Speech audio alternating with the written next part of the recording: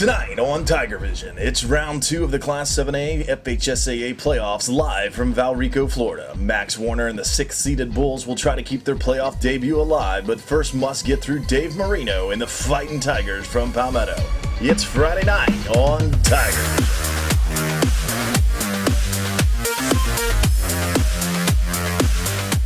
You're watching TigerVision on PalmettoTigers.com. Rights to the webcast of this region semifinal in the 2018 FHSAA Class 7A Football Championships have been granted to TigerVision by the Florida High School Athletic Association as an intended solely for the enjoyment of our viewing audience.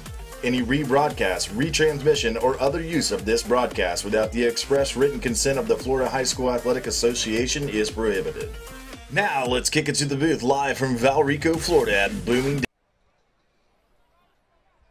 We are live broadcasting from the visiting stands at Charlie Harris Stadium in Valrico, Florida. I'm Brian Varnador, and I'm joined tonight by my broadcast partners, Mr. Rick Wells, Ken Burton Jr., and our sideline reporter, Tom Porter. We welcome you to this FHSAA Class 7A Region 3 Regional Semifinal Playoff matchup between the visiting Palmetto Tigers and the Bloomingdale Ragin' Bulls. Tonight will be a big test for the Palmetto High defense as they face the huge Bloomingdale offensive line that averages over 300 pounds per player across the line of scrimmage, led by senior Ethan Carday, the massive 6'8", 340-pound all-conference left tackle. It's a packed house tonight with a loud home fan base that's supported by the Ragin' Bull Band that has over 250 members. Going into tonight's game, we want to review some stats here for you at home, TigerVision fans.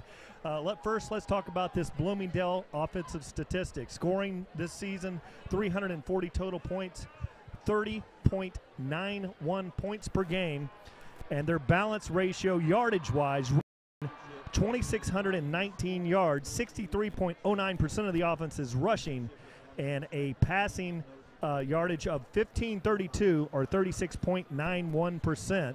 And then yardage per game, rushing, a heavily dominant rushing team here, 238 yards a game and passing 139.27 per game. So 377 total yards. Some of the players out there that you want to look for in tonight's game for this Bloomingdale offense is Terrell Farrell. He has 17 rushing attempts, 163 yards. He averages 9.59 yards per rush, 1 TD, and receiving, a dynamic receiver there. You'll see him coming out of the backfield and coming out of the slot position. 25 receptions, 615 yards, 24.6 yards per reception. Now down to Levi Charles Montgomery, number 82. You might see with a quarterback change tonight a lot of play out of number 10, Charles Montgomery. He has 82, the leading attempt rusher on the team, 596 yards, 7.27 per game, 9 touchdowns on the season. And receiving, he's out there with 367 receiving yards, 28.23 yards per catch. 3 touchdowns on the season. And then Lance Alderson, the quarterback. You know, one thing we'll see tonight, we've heard that quarterback Lance Alderson has had an injury here, so he might not have a lot of playing time, but a big part of the offense here. He has 2 rushing touchdowns and then passing yardage, 1,214 yards and 8 touchdown passes on the year. And then going down to number 25, this is a dynamic player, Dominic Ganella. Has 618 yards rushing, 9.36, 11 touchdowns on the season. So really a lot of tools out there, Ken, before we talk about Palmetto, but it's really led by that huge offensive line for Bloomingdale. Yes, absolutely, Rick. Brian, Rick, that's going to be definitely something you're going to want to watch tonight. The other matchup tonight is this vaunted Bulls defense with 6 shutouts.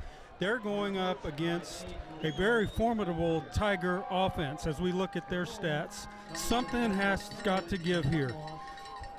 The Tigers, 495 points, averaging 41.25 points per game against a Bulls defense that has only given up an average of 7 points a game all season. And we talked about this last week, this balance ratio. If I was a defensive coordinator and I saw these statistics, I would be literally scared. Literally 50% run, 50% pass. For linebackers, that is a nightmare. You have to cover. Then yards per game, you see that it's balanced as well. Just about 200 yards a game passing and offense. Who is that offensive coordinator doing that wonderful stuff? And then the players you want to watch for the Tigers tonight, they've been our been our threats all year. And a lot of teams you have to plan for, a couple of good running backs, a receiver. All these guys tonight that we have on the stats here, LaJohntay Wester. You'll see him taking kicks, punts. He's a threat to catch as a receiver. Bubba Butler, number 6. Johnny Jones, our top rusher. Coby Mays. They will go to Coby Mays when they need the ball thrown to him for a big catch. He's your 50-50 guy with 493 yards for the season, 4 TDs. And then the guy that's making it happen in the signal caller, the dual threat. Looking at his stats, what's impressive about him is not only the passing but the rushing. 575 yards, 14 rushing TVs, and then, of course, the passing stats off the charts. Trying to see a little bit better here in the dark. 23-33, and then, of course, the 26 TD passes. So your thoughts, Rick? Well, guys, welcome. Glad to be back here on a Friday night when so many teams are at home. Very impressive offensive stats from the both of you. Really like what I heard, but in my opinion, that means nothing tonight. Tonight is about the defense, especially the Tiger defense. And if they come out here tonight like they did last week against Pinellas Park with that same tenacity, and just that same will to win, we will shut down the Raging Bulls offense tonight. And I'm looking for our big playmakers on defense. Number 52, William Rumpf. I'm looking for number 54, Dozier. I'm looking for number 74, John Bembry, to have a big game tonight. And always ready to hit somebody, Mike Goff, coming in from that weak linebacker position or wherever they put him. That's one thing about Mike Goff. You never know where he's going to be. They move him around to try to eliminate any threat on the edges. You've got Day Hill over there covering any receiver that comes his way and ready to hit you anytime, any place, anywhere. The defense will be critical tonight. Offensively, we will score.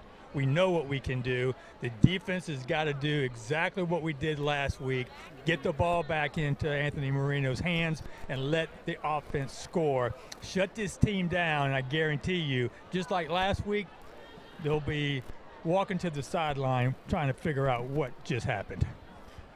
Thank you, Rick. This is Brian, and that has got my hair standing on end here. I get fired up, and Rick is always leaning and looking at the defensive situation here and brings it down to the fundamentals. And we talked about the balanced Palmetto Tiger offense, over and over again, but I have never in my life seen anything. If you had a chance to look at that, 15 yards separate these Tigers in total offense between rushing and passing. I was kind of looking at the number. That's 1.25 yards per game between the two, rushing and balance. I bet the balance there, I have never seen that in my life. And I've watched a lot of good football teams.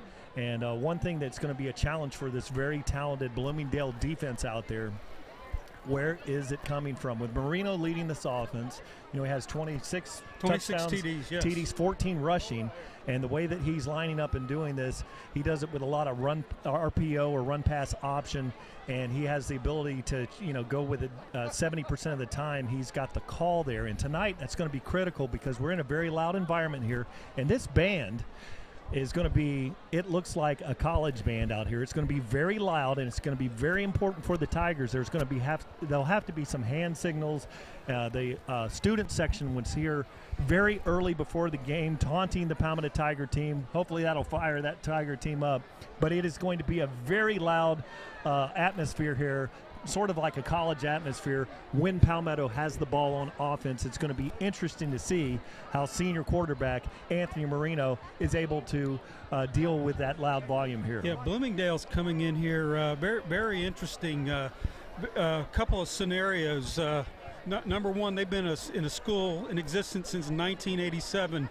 Last week was the first time they traveled out of the county 124 miles, went on the road, and won a playoff game. First trip out of the county all season.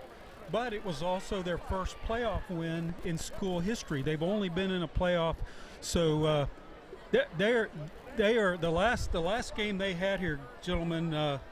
They had so many people come to the game that some of the Bloomingdale fans came over and sat on the visitor side. So that's gonna we're gonna expect more of that tonight. That's only going to even make it louder.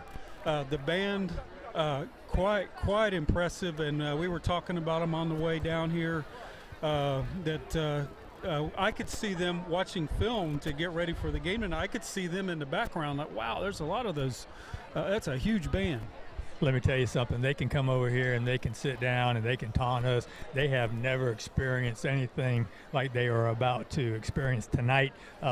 Just like Pinellas Park, they have not played the competition that we have played. They have not experienced the smash mouth football that the Tigers have, and that schedule is going to help the Tigers tonight. Defensively, I love the defense because I just want them to come out here and dominate, and I want them to feel on the other side of that ball what it's like to play a true defensive front. And I think that we are going to dominate tonight. We always start off a little bit slow. Both defenses last week really kind of set the tone for the game. The offense is always, a little off in the beginning, but so was Pinellas Park. So we just got to come out here and just lay it on the line. I mean, there is no tomorrow. You got to win now. Now, Rick, that's a great point. Some of the changes here that we've seen, earlier in the season, Palmetto with a smaller defense, and they've kind of made some tweaks there along the defensive lines. What you'll see is Lee Matthews, normally an offensive tackle. Well, it's playoff time. He goes about 275 pounds. You'll see him out there. Sam Pasco has really stepped up. Sam is a senior, and we're seeing Sam Pasco on the defensive side of the line. Floyd Dozier Jr. out there, William Rumpf. And tonight, I looked at the game and thought, how do these young men, they want to say, well, how would I line up on Saturday against these huge offensive line? Well, tonight, you've got that test. Tonight, if you want to put it out there on film, yes, I can line up across the 340-pounder, the 350-pounder, the 320-pounder, the other 285-pounders. The center goes 270. Tonight's the night to show that you have enough to play at the next level. Brian, you talked about Lee Matthews and Sam Pasco coming in as the season progressed. Coach Marino and I talked about that, and that started early, about midway through after the Manatee game, to beef up because we were after Braden River. And he is happy with their progression. They've been getting the reps. We've had quality opponents. You think about it, our counting tonight, our last four opponents have a combined record of 40-3, and we're going for win number 3 here in a row. But he's very pleased with them coming in, and that gives us the needed depth and the size that we need to be able to compete with this massive line. Never seen anything like it. Talking about our schedule, Kenny, that is a shocking statistic. 40-3 our opponents. Well, when you count the Venice game, which was our first playoff game, because if we win that, we're competing for the district champion. We didn't. Then we had to win at Charlotte, and then last week Pinellas Park, and then tonight, the combined record of 40-3. Wow, that says something about the coaching staff here, the plays. One thing that I look back to the Braden River game with the Palmetto Tigers, going for the win in that game. Coach Marino understands with our schedule, that is very favorable at the end of the season, with the strength of schedule and the new systems. That he understands the FHSAA system and how it works. Good for us. And that strength of schedule is really helped. Now, on the other side of the equation, Bloomingdale, I wanted to ask, how does their strength of schedule fared out? Kim, were you able to pull that up? Yes. Did running some numbers, looking at the Massey ratings, which is what they use for the old computer BCS. He does Florida. And we had the 22nd toughest schedule in the state of Florida. Bloomingdale was right about 70. But you also got to factor in that they played Plant City, they played Tampa Bay Tech, and Chamberlain, which would boost it. If you take them out of the equation, those 6 shutouts, those teams are somewhere around where Southeast was, and we put 55 points on Southeast. And we talked about our defense, Rick.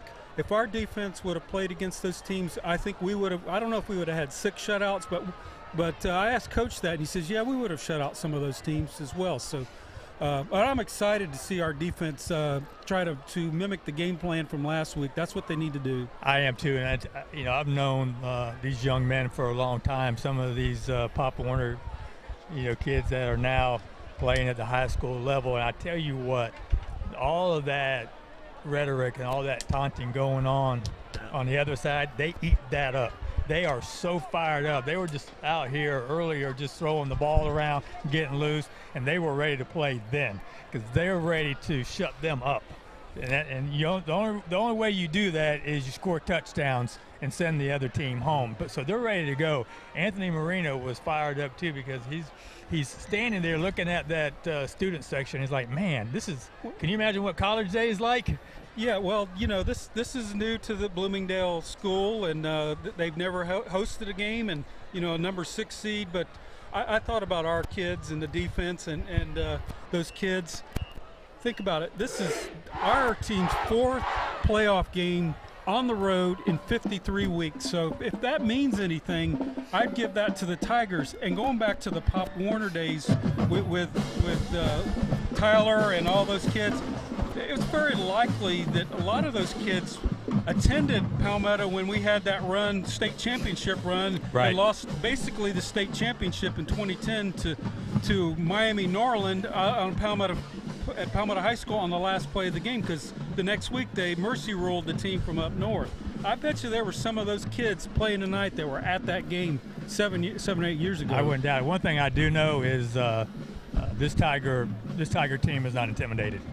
They are not intimidated. They will come out here and they will do everything that they can to show Bloomingdale what they're all about. And I'm very excited to get this thing going. I've been excited all day, to be honest with you, just trying to get here, get through the traffic.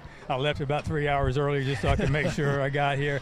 I just know they're just as pumped up as we are, and just ready to get this thing rolling. And one thing you never do is stick your finger in the Tiger's cage and poke the Tiger. And tonight with the Tigers on the field, the fans before the game were taunting a lot of stuff, and you could see it, the intensity of the Palmetto Tigers. You could see it spike up out there during the warm-ups. Oh, yeah, they were vocal. Wow, I've never seen anything like that. Well, we know that band is going to take over the rest of that student section at the very end on the east end of that home side, and they're going to be loud. They're going to play during the offensive series of the Tigers. We've seen that before at Sarasota Riverview. We know what that's about. So, yes, it's going to be a very exciting atmosphere here tonight, and just ready for the Tigers to get out there and perform. I think for the offense tonight, gentlemen, one thing I would like to see, a couple of things, is one thing to take all this emotion and the taunting out is have one of our skilled athletes score first and showcase our team speed, which they probably might have seen some, but not as many players that we have. And then secondly, I think copying out of what Venice did to us, establish the running game early, and then if there's any if with the defense they have, if we got any fourth down situation less than 5, we got to go for it.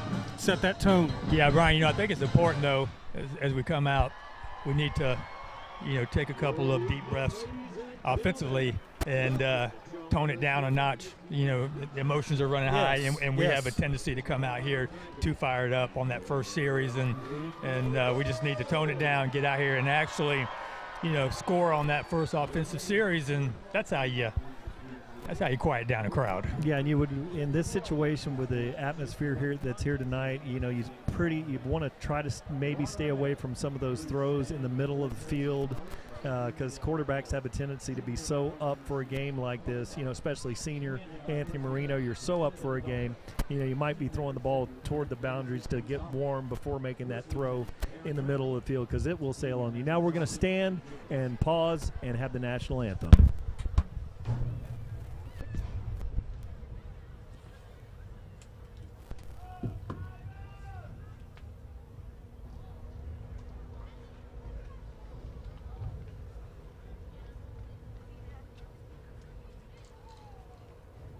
Please remain standing and join our very own Bloomingdale High School Ambassadors Show Choir under the direction of Mr. Jason Locker in the singing of the national anthem, and remain standing for the playing of the Bloomingdale High School alma mater.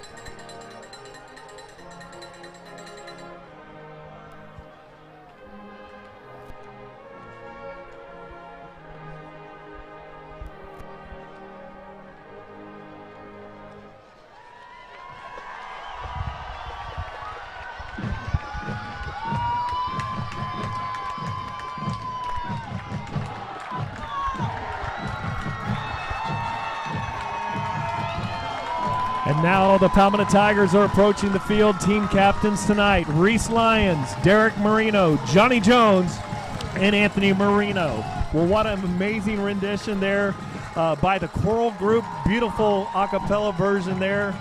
And then the alma mater sounded a lot like Come Christians Join to Sing that we learned as kids. I don't know the words to that, but very familiar tune. And the fans were chanting USA, USA after the national anthem. So it's just awesome to be here this Friday night for this big game. If you're not fired up right now, Tiger fans, nothing can fire you up. This is just a very intense atmosphere. I'll tell you, both teams are ready to go. Both teams are out there doing a little bit of taunting, which you would expect that in a high-profile playoff game such as this. The fans are really starting to trickle in here from the Palmetto side. Traffic is heavy in Hillsborough County, especially at 5 o'clock, guys, and they're finally starting to fill the stands up. So we're getting ready for Coach Whitten to start up his very famous fog machines. That's something I know Bloomingdale has never seen, Kenny. Oh, yes. Yeah. Fellas, let me jump in real quick here. I'm with Coach Marino. Coach, obviously great win last week. Really handled a Pinellas Park team easily. We've been to this round last year. There's more buzz this year about this Palmetto Tiger team than there was last year. Why is that? Well, I think, when you have an experienced quarterback and you have the experienced weapons we have on offense, you can score. And when you can score, you have a chance. And so our defense has improved dramatically throughout the season. And, and they're getting better every week. And so we're looking forward to them stepping up and making plays again tonight and giving our offense a chance to score. And if we do that, I think we got a real good chance tonight. How was practice in preparation for Bloomingdale tonight? Again, every day our defense is striving to get better. They're competing. They're fighting for jobs. So that competitive culture every day is just helping us out in terms of getting better as a unit. So they had a good week. They're prepared. Offensively, we're prepared. We got some new wrinkles that we're going to throw at them they haven't seen. So we're excited. Speaking of the defense, what can we expect to see out of this Bloomingdale offense? Are they a run team? Are they a pass team? Well, they're starting quarterbacks out. So they're going to try to run more than they normally do. They're going to put their athletes back there, do a little bit more wildcat stuff than actually throwing it around 20, 30 times tonight. So, we just got to be sound in our gap responsibilities and like I said, get them in the third and long where they have to pass. All right, Coach, good luck in the first half. Hey, Tiger fans, for those of you who are sitting at home, when you talk about Friday night football and you think about what it's supposed to feel like, this is what it's supposed to feel like. My fingers are numb. It's cold out here. It's really cold. The stands are packed. The biggest band I've ever seen is out on the field. Tigers are getting ready to run through. I mean, right now, this is what Florida high school football feels like. This is a very exciting time. I wish you were here. Hopefully we can do a good job conveying the atmosphere to you. Back to you guys. There's only 8 games in 7A in Florida tonight, and Coach Whitten has got those we can hear them. They're louder than the band. I wonder what they're thinking of. Well, I'll tell you what. I wonder how they're going to function tonight. It's 51 degrees here at kickoff. I'm not sure they're used to this cold weather. We haven't had to use them in a cold weather situation. Hopefully they've been battle tested like the Tigers, and they'll perform the way they should. I think they're getting ready for the big switch. I love the way it sounds. The hum, like it's just getting it set, and it just kind of silences everything else out, getting ready. I tell you, every time I hear it, I think of mosquito control. I'm not going to lie. Okay, let me tell you the team captains here. Malik Womack is the fine linebacker here. And we also have Tank Pinata, defensive offensive lineman, 305 pounds, is out there as a captain. Ethan Carday is the big 6'8", 340-pound. And now the Palmetto Tigers round off. Mike Goff does his flip through the smoke. And we are ready for some action. That is amazing. That young, I tell you what, that young man, Mike Goff, when you see how athletic he is, and I mean, he can do anything that he wants. He's a great young man too. I just love to be around him. He's so enthusiastic. He's always energized, always smiling until he puts that hit on you. I'll tell you, looking at that out there, he came out of that backflip round off. There was a 40-inch on the back side of that. There was a legit 40-inch vert coming out of that. That was silly. I mean, his feet were at the top of the numbers of the players. I mean, incredible. It was like Greg Louganis without the diving board. Like he got up, and it was great. It was awesome. What do you say? Incredible. Incredible. Now, one thing that you'll see here, kicking the ball out here is number 19, Jacob McDonald. Very fine kicker. He's got a 50-yard field goal and a 54-yard field goal in his repertoire this year. He kicks about 33 out of 55, so that would be about 61% of his kicks are kicked for touchbacks. Now we have Jonte Wester in the backfield and waiting this one, and Sajel Hickson. Jacob McDonald waiting for the umpire to blow the whistle and set this one into play.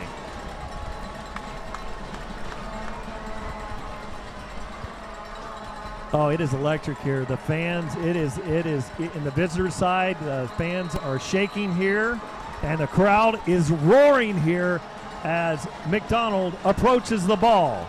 And the kick, it's a very high kick, driving Sajel Hickson back, fields it about 3 yards deep. So Palmetto Tigers will start this first series off the 20-yard line. All right, guys, so once again, offensively, we want to get started quickly here, pick up a couple first downs, just get the creative juices flowing here, and let these talented tailbacks, do their thing. We know we'll see Johnny probably early on. We know Corian's going to be out there as well. The receivers had a great game last week against Pinellas Park. So let's see what Coach Ty and Coach Marino are going to draw up here for this first series. Yeah, see Ingram out there across the line of scrimmage. Mike St. Justy. Coby Mays is out there wide to the left. They got a little diamond formation, 4 receivers out here to the right. No backs. Now in motion is Corian Brown. Fakes the handoff. That's going to be a motion call on the Tigers. That's going to back them up. Loss of 5. And that's what you talked about, Rick, where they need to take that deep breath to just settle down. Yeah, I think they will probably have a hard time hearing at times when they're on this end of the field on that east side, because and the band's right there, the student section. We need to get them down here quick to the other end of the field where it's a lot more quieter, but not a good way to start the series. 11:58 on the play clock now. Marino's going to take this one out of the shotgun, and that is going to be Corian Brown on the edge. He's got a big run, and he steps out of bounds after a first down gain for the Tigers. Yeah, I was talking to Coach Ty before the game. We were talking about Corian. I'm like, some guys have kind of like a first and second speed. Corian has a first, second, third, and fourth. He gets around that edge, and then he just gets faster, and I don't think that you can practice for that. Corian came in the game with 542 yards rushing, a lot of it here in the second half of the season. Now we have an equipment. While Ingram is being told something to do with his uniform there, coming off the field, and you're going to see Sam Pasco check into the game. And now Sam Pasco is checking the game. Yeah, this is going to be about their shirts are not tucked in. The referee's not going to put up for any nonsense. You can't have your belly showing. You got to get that shirt tucked in. We may have to burn a timeout here. Okay, now we have Pasco running in again with his shirt, so they're going to have a timeout, stop a play here. 11:52 on the clock. Now Pasco has left the game, so we got to be one lineman short out there. Well, we haven't. Is he going to come out? We're going to get West. Time? We've got to get West out there, here he comes. So West comes out there. That's the big sophomore. Now he's a 6'3", 6'4", 290-pounder out there, lining up, catching the play, lining up in the right tackle position. You got to be very careful here. Very good D rush in there, coming off that edge. Marino looks to the sideline.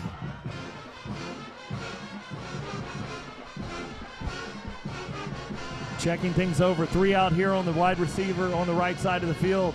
And it's a handoff, middle of the field. Oh, what a move there. Breaking a tackle and running for that first down. Corian Brown had stepped out just a bit short. That was actually a third and very short. So Palmetto Tigers with a very important first down. Yeah, and that's how you kind of get the crowd out of it right there. Just the physicality here. We just got to be physical and throw this defensive line, push them back. Coby Mays out here with Jonte Wester wide. Butler is out there with Curtis Thomas on the left side of the formation. Marino with Corian Brown in the backfield. They hand it off, and Corian runs for about maybe a 1-yard gain right at the line of scrimmage there. I like the aggressive style. Coach Ty, Coach Marino starting to establish that run, like we said, that'll open up the pass. Well, we know if we can get the offensive line to dominate and to show this D-line for for Bloomingdale that we are powerful, it'll pay dividends in the long run here. Absolutely. Look a little confused in the Bloomingdale secondary out there And you got Butler in the slot, Jonte Wester and Coby Mays wide on this side. Corian Brown in the backfield with Marino looking out there, and he throws it out to Bubba, nearly intercepted. Stepping up, making a great play there was number 13, Jalen Jackson. That's the 6'2", 170-pound cornerback. Yeah, these corners are very aggressive. They're going to man up a lot on our receivers. There's no safety help. They feel confident that they can stay right step by step with our guys, and right now they're doing that. But that could have been a pick six. Yeah. Could have been trouble right there. Exactly. They only had one safety back, and I saw that exact play where they ran where the safety picked it off and took it to the house, so they know what to do with that. Really no safety in the middle of the field back here. Jonte Wester is out here in the slot. Maybe looked something like a skinny post. Marino looks, rolls his right, being chased. Running, throws it back, coming back to the ball, not able to get there was Curtis Thomas. So Palmetto Tigers will punt in the first series here. Yeah, and that's what they're going to do, guys. They're going to stack that box, and they're going to bring pressure on those obvious passing downs because they believe that the corners can hang with the receivers. They don't believe that they have to do anything other than just bring the heat. And if we don't get to him, we're going to make him force ill-advised throw. And, Anthony was running for his life there, just could not get the throw off. I tell you what, if they go with that look again, Ty Stolt will pick that up in the press box, that no safety in there, and throw down the middle of the field. Nice punt by Derek Marino. Ball is caught at the 40, and he's got it, and he's up to the 40 and all the way to the 48-yard line. I really thought there was going to be a collision as soon as he caught the ball, and the returner made a really nice catch, and several of our defenders were already behind him. So we dodged the bullet there. Well, here's the first test for the Palmetto Tiger defensive line. You have William Rumpf out there. Along the line of scrimmage, we see Bembry is out there, and Sam Pasco is out there. So kind of a bigger front for the Palmetto Tigers. Now, here come the Raging Bulls. Tight end sits in the H-back formation. It's a run, and he goes for a nice gain. Big hit coming up there, but a nice gain on the plane by Charles Montgomery. Yeah, big hit by Mike Goff, as you would expect. Comes up there and just puts a tremendous hit on number 10 quarterback for Bloomingdale, and we just have to close that up quicker. We know that linebackers got to come up, got to fill the gaps. Rodney Rosenblue and Terrell Farrell are out here wide to the left. And there is the fake, and the quarterback keeps it, and making a nice play is Rumpf there, trying to strip the ball out, but a first down, running to that big left side of the offense for the first down for the Raging. Bloomingdale. Yeah, so right there, looked like Reese Lyons got out of position a little bit, kind of exposed the edge. Need Reese just to stay at home and take care of business. All right, now Charles Montgomery is going to take this one out of the shotgun, and back there in the backfield with him is Dominic Ganella. And there's the snap, running left again. Great job by the Palmetto Tigers defense initially, and he's going to go for about a 3-yard gain on the play. Yeah, we're going to see a lot of this Wildcat with the quarterback out. Pretty much they lost. That's how they lost to Plant City. He wasn't able to play. And this has pretty much been their offense the last 3 games of the season. Yeah, it's all about just maintaining the integrity of that line and staying disciplined. You got to watch number 14, a very lean-looking tight end, Charlie Skinner. And as he comes across the other side of the formation, watch out for the tight end on this play. Palmetto was close to jumping off sides. There's a nice hit on there, but that one looks like another first down.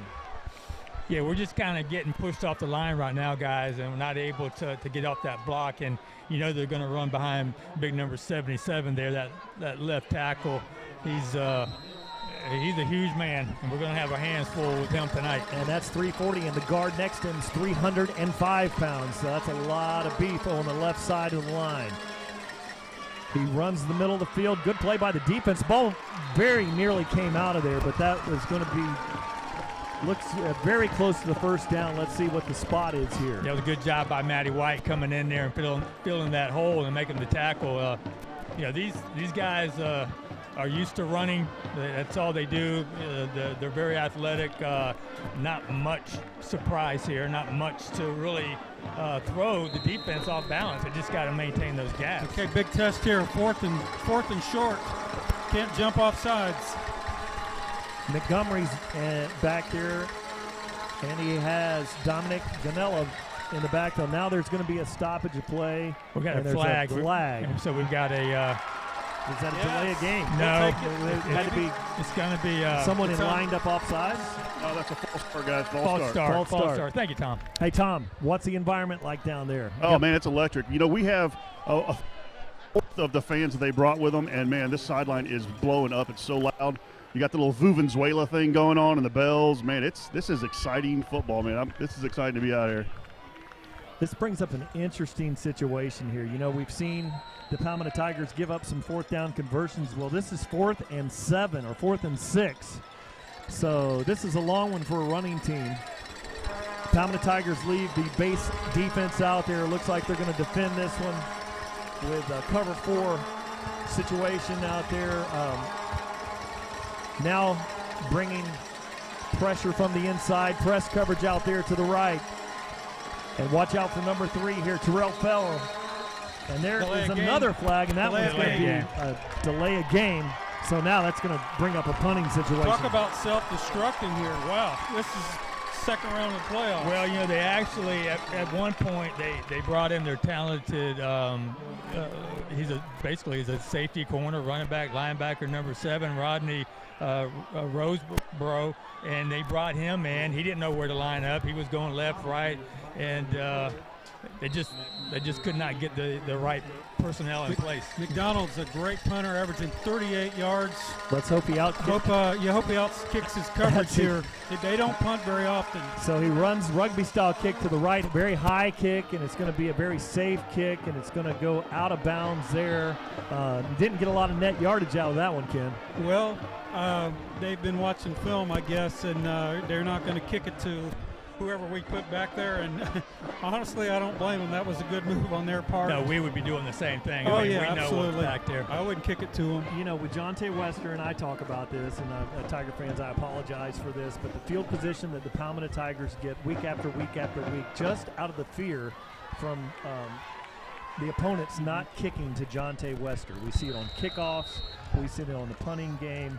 So, he has a lot of yardage, both receiving and even rushing and in the kick return game, but he also gives us a lot of yardage just on field position. Guys, Reese Lyons was about 1 foot from that, and he didn't even jump. If he would have jumped, I think he could have blocked that punt. The punter ran right to him. Crazy.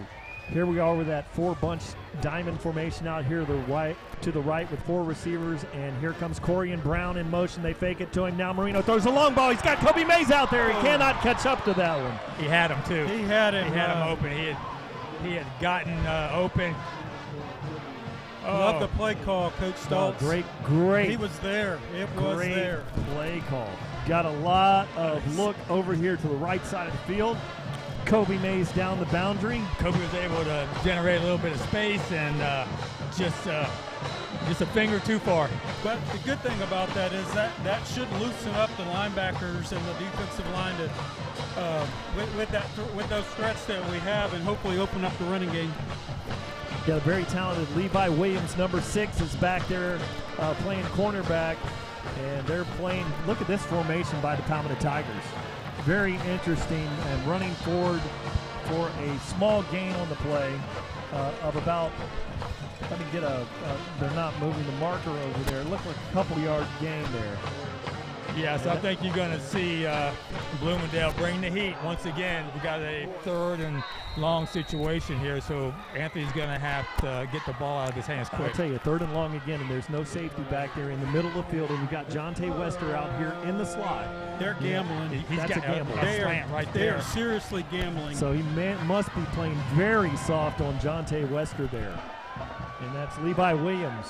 Marino takes it, looks, he's got pressure again, throws it away. No receiver out there, miscommunication. Did not make the line of scrimmage. So really, Curtis Thomas and Marino not on the same page that time.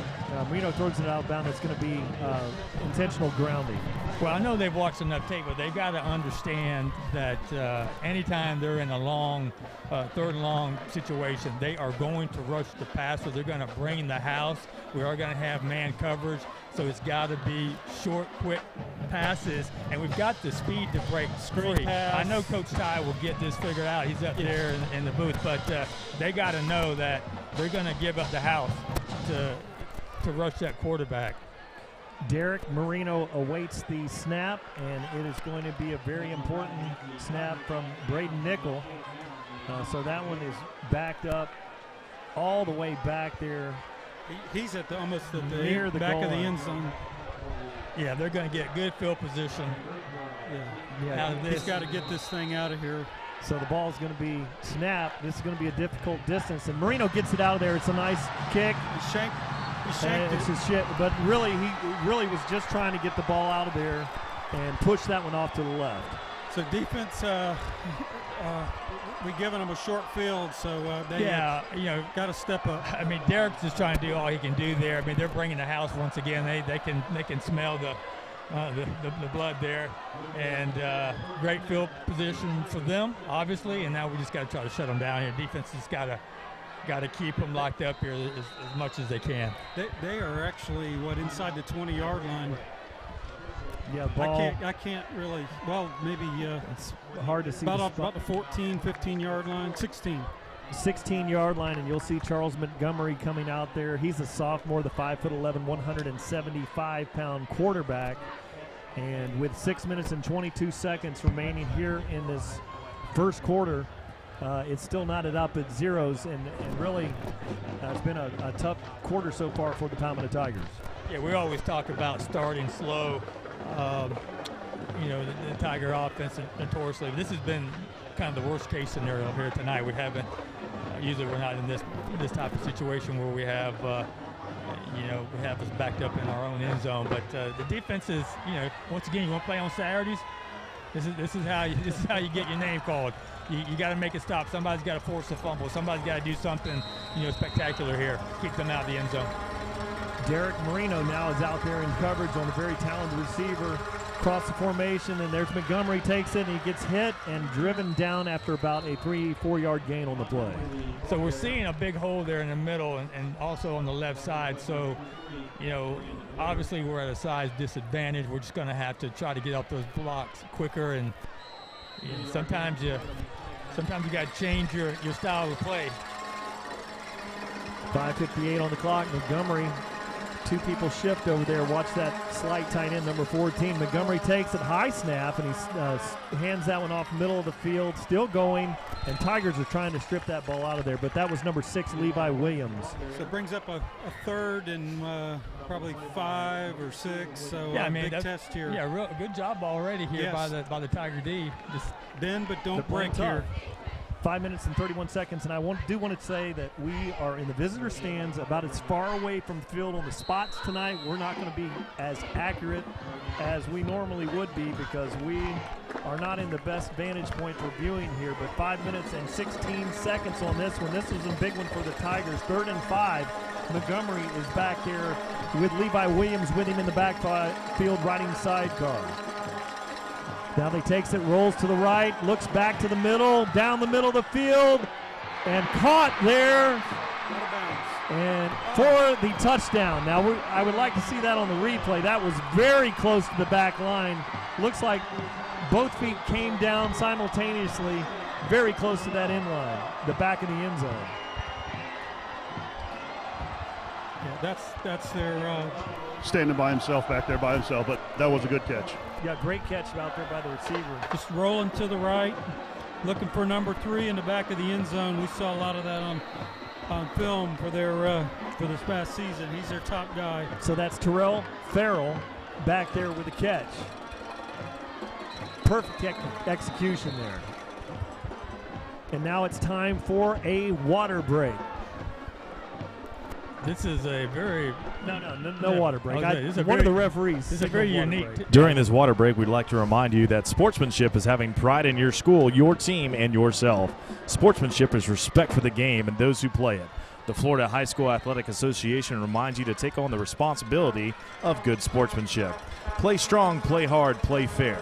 This message provided by this station and the FHSAA. Oh, Tigers had a shot at that one, but that one was good. Looks like held up there. Having a free run at that was number 9 there, Elson Bradley. And he was just surprised. But with that, that's the 1-point conversion there by Jacob McDonald. So the Bulls lead this one 7-0 with 4:59 on the clock. So offensively, we've got to come out here. We've got to get something going. We've been taken out of our game here over the first 2 series, and we just got to try to swap the field position. If nothing else here, we got to get on our game. We've been just a couple of plays away from breaking open. We just haven't been able to connect. Got to do something to offset the pass rush and them loading the box and loosening their defense up. It'll be interesting to see what they come out and the changes they've made. Now Jacob McDonald will approach this one, and he has Sajel Hickson back there with Jonte Wester waiting to receive it. And he approaches the ball. A good kick, hanging up, and that's going to be Sajel Hickson just inside the end zone, so the Palmetto Tigers will start off the 20. Yeah, Sajel was trying hard to keep that foot out of the end zone, but just couldn't do it. And that's something that we've always had the pleasure of seeing, and that's a kickoff going into the end zone. We know how critical that is when you can keep them back up. Where we start, the 25. I still think the 20. They're still on the 20? Yeah, they start. College is the 25. Right. Or so NFL is the 25. I get confused, as you can tell. Get 3 different sets of rules. Yeah, it starts on the 20 here in high school football. And Marino has a tight formation here. Hands it out there, and that's Corian Brown looking for an edge, and he's got it. First down. Great run by Corian Brown. Good job by Jonte Wester over there, holding his block without a holding. So offensively, the offensive line, they're going to have to start to enforce their will. They got to do something to get this D-line on their heels and let these cornerbacks make a play. They're spectacular. Let's let them make a play. Give it to the speed guy and let him run. 2 receivers on both sides of the formation. Corian Brown in the backfield. Bubba Butler in the slot. Corian Brown with a crease. Watch out. Spin out of there, Corian. And he does. And he runs for the first down. Yeah, best run of the night. Good job, Corian Brown. We haven't even seen Johnny Jones yet, but going to go with the hot hand. Fresh, and I like this. They're going on the ball here. Changing it up. Just what we needed. Palmetto coming out up tempo. Two receivers on each side of the formation. Marino with Corian Brown in the backfield. Looks over, changes things up. Here's your RPO. Saw something on the defense, changed it up. Marino looks. Corian Brown center of the field. And no gain on the play, and he's tackled there by number 28, and that is Jamarian Neal coming up, the 5'8", 170-pound sophomore linebacker. Yeah, on that particular play, saw a lot of the offensive linemen kind of standing up with no hands on anyone. So no hands, nowhere to run, so he tried to scoot a little outside, and there wasn't much there with the linebacker filling the gap. And that can happen with the RPO. They're thinking, linemen probably thought that was a passing play, and Anthony got a look at the defense and thought there may have been a crease there. So now Coby Mays is out here as a single. Palmetto with a bunch formation out there to the left. Marino looks, throws it out there, and he throws it overthrown to Dravian Butler. Yeah, I think that was that was Bubba, and just a little too high there, and he had a lot of wide open space after the catch if he could have brought that in. But these defensive backs for Bloomingdale are fast, and they are aggressive. They will jump a route, and they will try to do whatever they can to pick a pass off. And over time, I expect that Ty Stolt will pick up on, as the game progresses here. He does a good job with sequential play calling. Big third and 9 here. Third and 9 here. Curtis Thomas out wide with LaJonte Wester in coverage. Over here is Jalen Jackson, the corner. They roll a Dravian Butler in motion across. It's a low snap. Marino goes down and gets it. And there, you know, and you may have had a little issue with the noise over there and the communication, but the ball was dribbled back there. It'll be Derek Marino back to punt. So we got to do what we can to try to get them pinned back here as far as we can here on their side of the field. Just not clicking on all cylinders here yet offensively tonight.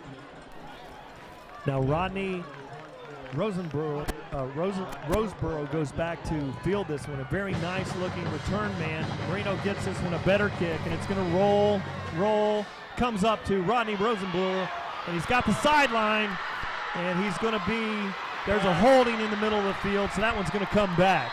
But a good return there in front of that very boisterous crowd. Yeah, that guy is dangerous. Yeah, he's tough.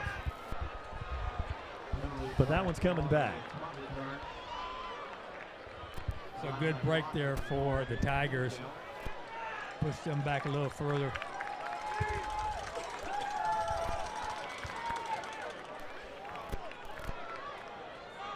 I was really surprised that he fielded that thing, but it got a great hop. Otherwise, that thing would have went another 10 or 15 yards the way it was bouncing. Yeah, it came up high right on his, right in his belly. So, yeah, very, just about hopped past him there, but a nice hop, very returnable. Goes to the sideline, shows some really good speed. Now Thompson's going to take this one out of the shotgun, looking things over. He's got two receivers out here to the left, and that's going to be Maurice Frost and Terrell Farrell out here wide to the left. Palmetto talking things over on the defensive side. Pretty soft coverage over here on the left side of the defensive formation. Now they throw it out there. It's going to be a bubble screen. Hits the ground. Now that was on the ground.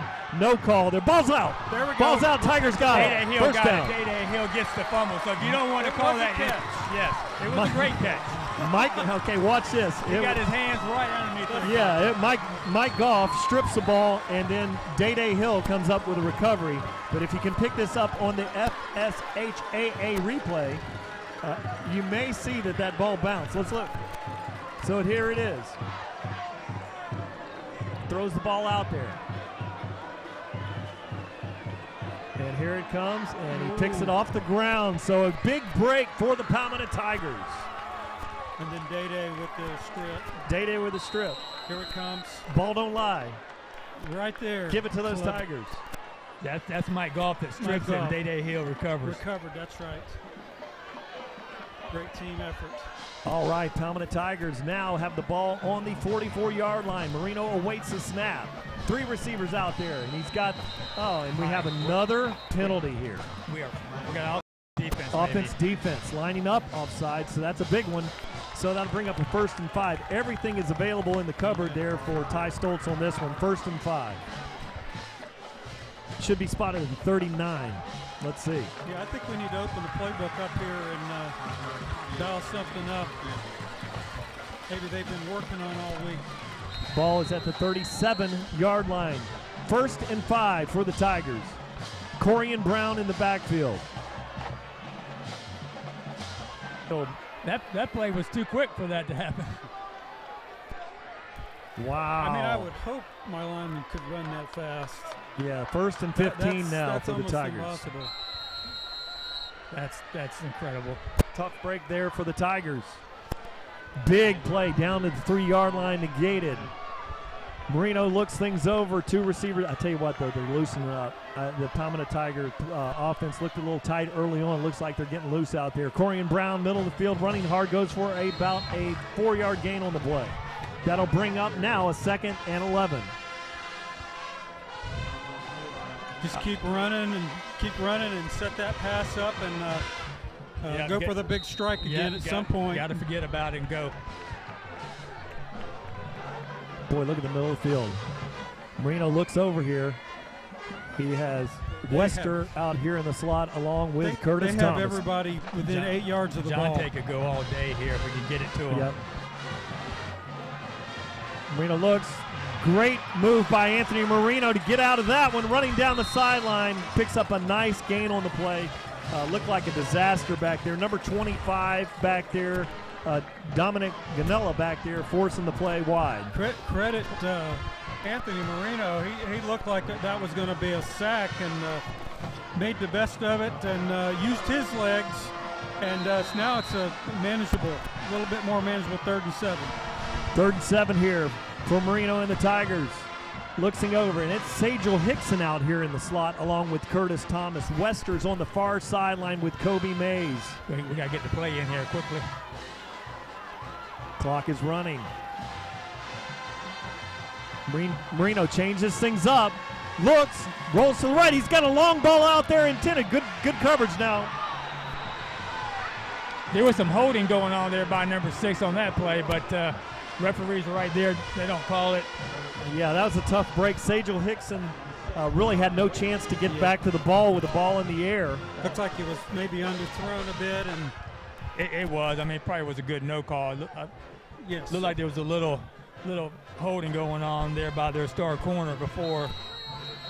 And that's fine. When got to go for this. Let's like we talked before the game. Both ways, right? Yeah, you want to see consistency, and generally in these big games with the FHSAA officiating crews, you see things tighten up here, and if they call it, tight, or they call it one way, they pretty much stick to it. We got to get the ball out quick here. Got to get it out quick. They're going to bring the house. So Marino looks, 3 receivers wide to the left. A little check off to Corian Brown. Shake him, Corian. And unable to shake the tackle, so that's a stop on the play. Coming up to make the play there, number 9 with a good tackle, and that's Wamyron Howard. Yeah, so Anthony really had no. No, he had no choice. He had to go to his safety valve, and the defender was right there. He really had no chance.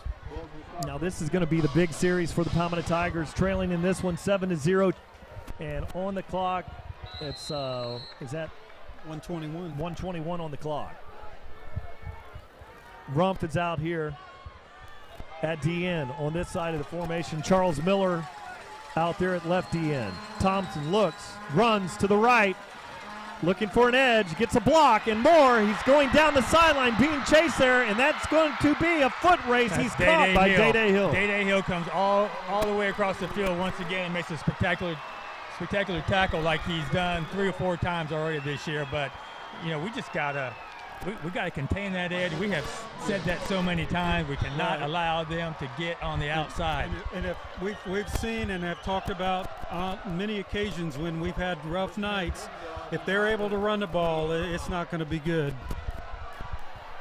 So now on this side of the formation, on the right side, they have the big tight end out there. Justin Cager's out there. On the far side, Thompson has this one in the shotgun. Good snap. He's looking to throw the ball in the middle of the field. He's got a holding back there. No call. And in perfect coverage. There is a call. I think they did call it, Brian. So they did get a call. It's holding on the play, so that's going to back him up. But really, that was number 9 back there had a chance, and that was Ellison Bradley had a shot at the interception there on the backside of the play. Yes, it's not throwing is not his strong suit, so they have got to play aggressive and go for the ball. So it is a holding call on Bloomingdale. It's going to push them back 10. That's big for a run-heavy team like the Bloomingdale Bulls. That's a big penalty here. Yes, it takes many of their plays. Maybe so we can pick up the holding here. Holding there, and then right through the hands there. Yeah, he was right there. Yeah. Yeah, John Wester and Wester Bradley was right there, got his hand on it. I think Ellison Bradley and Wester, John Wester, really has been showing some great cornerback skills recently for these Tigers. Look for a screen on this one. Thompson's got it, high snap, hands it off to the back, and that's going to be a tackle. Ball's out on, nearly fumbled there, but it's down.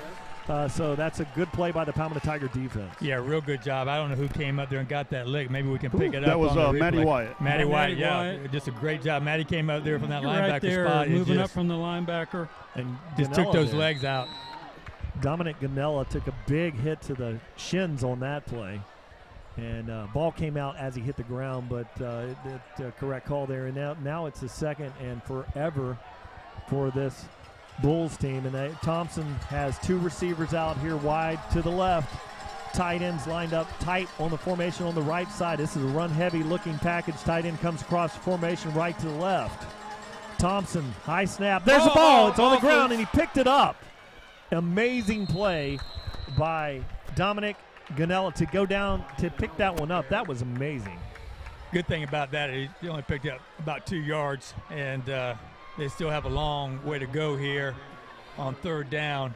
Yeah, they never really got a good exchange, and boy, quarterback knee just about went out on him too there. It's hard for a football, to go down on the ground that hard, and with it being shaped the way it is, and have that good of a bounce come up to a back. But really fortunate. We saw a lot of those lucky bounces last week against Pinellas Park. That's going to be the end of the first quarter. So, guys, some bad breaks here offensively. We just haven't been able to get things going in the first quarter. We've had a couple of opportunities, one called back on a penalty, so they say. And, we just but we're still in this thing. Yeah, a lot of game to go. I think Bloomingdale has been their own worst enemy with penalties tonight. We've had our share of 20 penalty games. They seem to be struggling there and having the penalties at the wrong time. 7-0. We're still definitely in this one. Yeah, and we've seen games, Lake Gibson game that Rick and I called. Ken, you were out of town, and like 18 points behind in that when we were down 14 or 17 That's in another right. game. This Palmetto Tiger offense has the ability to put up points in a hurry. And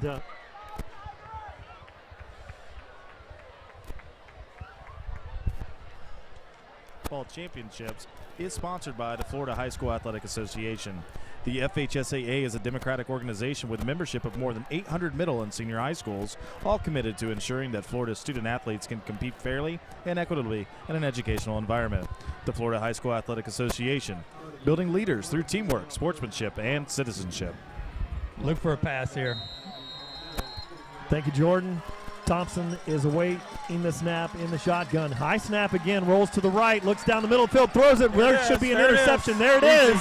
Catching that and running up, that's Ellison Bradley. He's got a crease. He's at the 40. There's a flag. That's going to be a block in the bag. It's going to be a block on Rump out there. And there's another flag, personal foul over there on the Palmetto Tiger bench. That should be, the personal foul should be on Bloomingdale. We're going to have a block in the back on the return by Ellison Bradley. But all in all, good job by the Tiger defense. We're able to stop them. We know they can't throw the ball effectively. We were in the right spot. We were in good coverage. Ill-advised throw. Took advantage of it. Yes, absolutely. You saw to take them out of their game plan, we have to force them to throw, and bad things happen. And really forcing the pressure there. Maybe we can pick that up on the replay. The DN on that side of the formation, I don't know if that was Charles Miller, that with great pressure back there. I was kind of watching the flight of the ball, but the DN on the left side of the field, heavy pressure on the quarterback, forcing a tough throw. All right, so I don't know how this works. You guys know better than I. So what we have here, we have a block in the back, a 10-yard penalty that would be against the Tigers. Then we're going to have that personal foul, I do believe, on them, a 15-yard penalty, correct? So how is it? Is one a spot foul? Or that's what I don't. Yes. I can never figure that out. And there have been a few times when we have tried to figure out what the referees are doing. Yeah, I'm gonna, and you may even mix in a sideline warding at the end of that. So I'm gonna wait to see how the referees sort this one out. So let's look at the call. Tom, what did you see down there? Well, I saw looked like Bembry was about to make a good block, and there was definitely a block in the back over here on the. Okay, Tom. How about looking at the referees out there, and we're going to give you the tough one here, and I want you to take the calls from the referees and tell us what we have. So this is another version of Stump the Chump, huh? Yes, sir. When it gets tough, you're always the man for the case. You can also Google this if you need to. That's right. There's actually 3 flags on the field. So one over here, the 32 looks like, and then over here on the sideline, obviously there was some kind of scrum over on the side about the 50-yard line there. So sideline warning mixed with a personal foul, I would imagine. Well, you have already called it. They still seem to be having a little issue here. So they're talking about it, so we're glad about that. And I do believe if you think that one of those flags was a sideline warning, very well could have been. But it's right on the sideline. That's why I think that it's laying right on the sideline. That's what I was thinking, Tom. There's the personal foul. Okay, so here we go. And there's a personal foul. So here's what I'm going to do. I'm just going to be happy where they spot the ball. I know it's Palmetto Tiger football. But we got the ball. We're going to start from there. We got 11.48 on the clock. Let's go. And our first quarter stats, total yards, not surprised with a couple of long runs for Bloomingdale. 76 yards of their 100-yard total yards come from the rush. Tigers, not the balance that we have seen. 60 rushing yards, 2 passing yards, so for a total of 62. So do we go back 10 and then come back up 15? That's what you said initially, Rick. That was half an hour ago, I believe. So is it technically only a 5-yard gain out of that game? I don't know. Here's the ball. The whole scheme. Where did we intercept the ball? Around the 20-yard line? Well, they go by the foul, the spot of the foul. So yeah. Here's the way I look at it. We got the ball on the 38-yard line. All right. Palmetto Tigers with the ball on 38. I'm trying to be more like Kenny. I'm trying to be analytical. That's not going to happen. I try not to do that. I try not to go there. Got Johnny Jones back there now, so you know what the Tigers are trying to do here. Yes. Johnny Jones in the backfield. And really interesting formations tonight. You don't see those receivers spread out all over the place. You see Coby Mays out here, single receiver. This looks like a run-heavy, almost a single wing out there. But look at the defense for Bloomingdale. I mean, they're ready for the run. I mean, they are jammed up there. They've got 10 guys safety up within 5 yards of the ball. Maybe a Utah pass coming back this way out of this formation. Here it is. Marino hands it off. Johnny Jones gets a nice block out there, and he goes for about a 3-yard gain. That really came very close to being a huge play.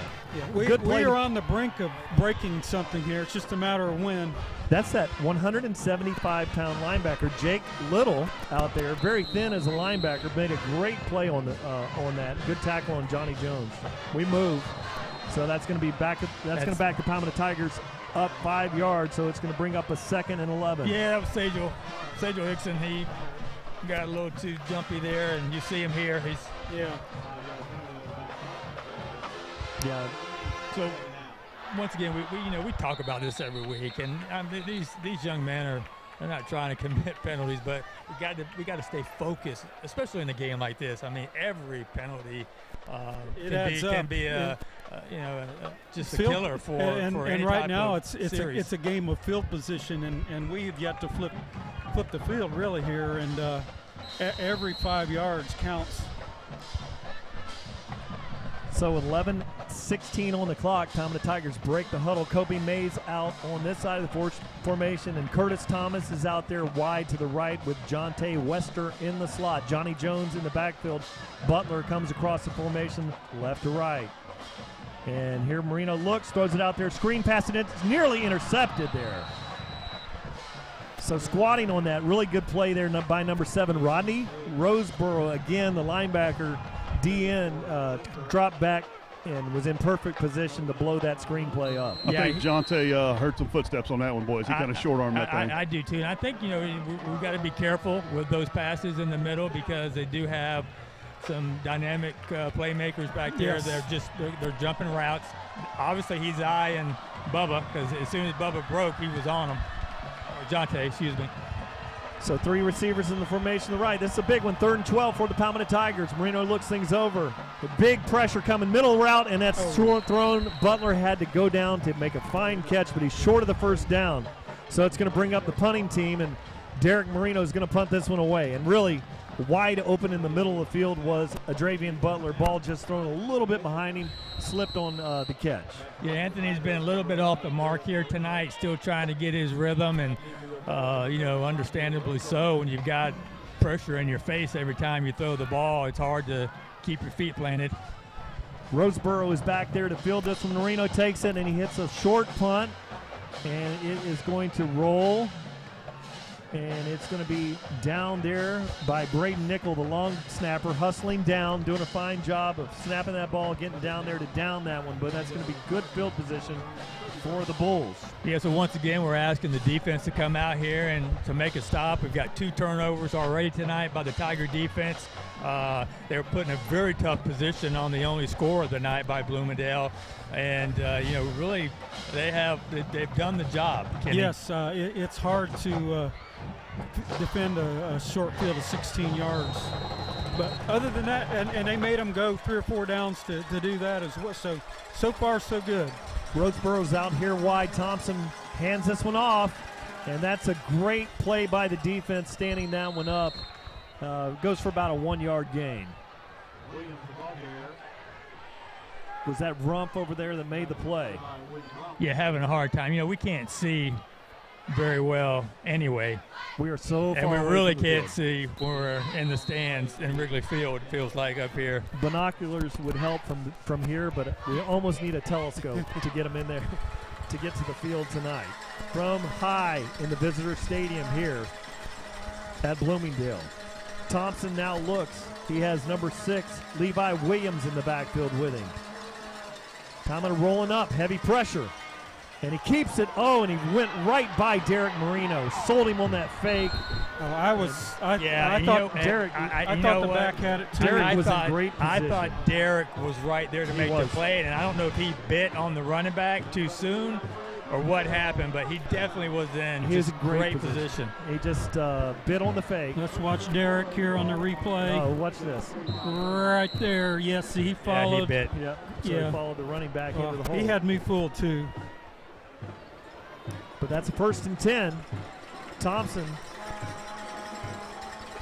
back there with Levi Williams. High snap. Well, they're getting some high snaps. There's a block in the back on the edge.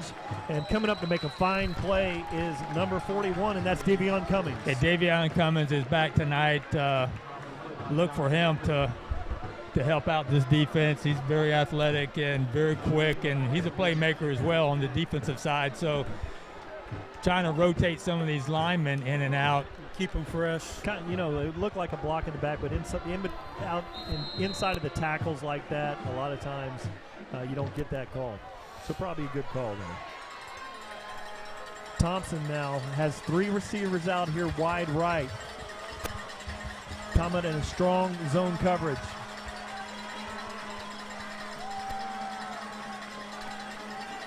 Thompson looks, throws a bubble screen out there. It's high. It's very nearly a lateral. It's an incomplete pass.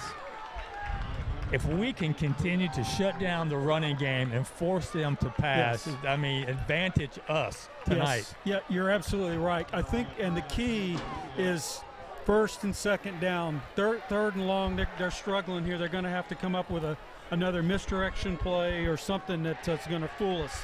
I'll take that all day. You're so right. Even with the passing quarterback injured tonight, they are 47%, less than 50% completion ratio. So really good situation here for the Tigers. Time for them to make another play. As the defensive backs, I'm looking for that Oski here. Brandon Waiter's in his linebacking position with Matty Wyatt back there. Now we have a timeout called by the Bulls.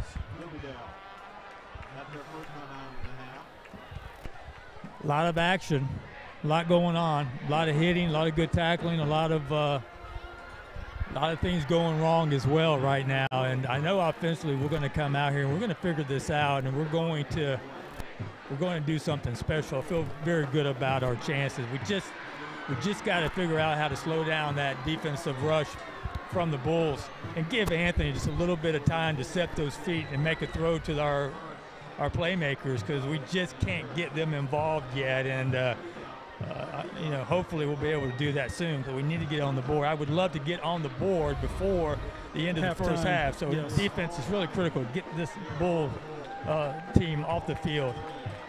Just a friendly reminder here from FHSAA for the latest official news about Florida high school sports, including results of all rounds in the 2018 FHSAA Football Championships. Visit FHSAA.org, the official website of the Florida High School Athletic Association. That's www.fhsaa.org. Catch live and on-demand postseason coverage of Florida high school sports at www.nfhsnetwork.com. Brought to you by the NFHS Network, the official online partner of the FHSAA. So that's an obvious breakdown in coverage right there, guys. And I don't know, that's probably a linebacker's man to cover. And we gave him a lot of time to throw the ball, and we just not a good defensive play there for the Tigers. I don't know if I want a linebacker covering Farrell. I mean, if they're going to throw it, they're going to throw it to him. So, Mike Goff was the only one close to him. Yeah, they're not going to. We've got to take him out of the game on the passing situation. So much time there. He came from the far right sideline to make the catch on the far left sideline. There's movement out there, and there's going to be flags, and then there's also a flag in the middle of the field holding.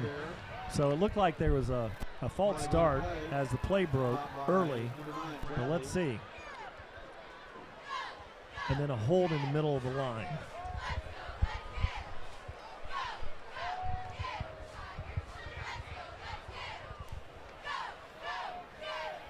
I think that when he drops back to pass, and we have our linebackers trying to cover, I think they're still thinking run, that he's going to tuck that thing and run, and maybe we don't cover as tightly as we should because we got our eye on the quarterback and we lose track of the receiver. And he's been rolling, which makes him a dual threat. I can throw it, that's giving me time, or I can take it, hold on to it, and take it up and run and take my chances. I got to back him up. 7 minutes and 53 seconds remaining here in the second quarter. And that's going to bring up a 1st and 20 for the Bulls here. The Bloomingdale Bulls are, now the play's been blown live. 2 receivers out here wide, lining up. And Thompson awaits the snap. Jet sweep action too late. And then Thompson goes, and he's going to be tackled after a gain of about 8. And really, defense that time really didn't do a very good job. They got sucked up. We're looking at that jet sweep action and pulled the Mike linebacker. They really did, and we just got to get focused here just a little bit. We say this all the time, but you got to do your job. And if you're an interior lineman, your job is not to worry about the sweep. You got to stay focused on the middle of the field, and he had a huge hold there and picked up a big chunk of yardage. Got to pick that ball up too. Same formations out here. Maurice Frost and Terrell Farrell is out here wide. Thompson, high snap again, and it throws it back across the field. Matty Wyatt looks like we got a hold in the backfield, and then tackled by Goff on the sideline.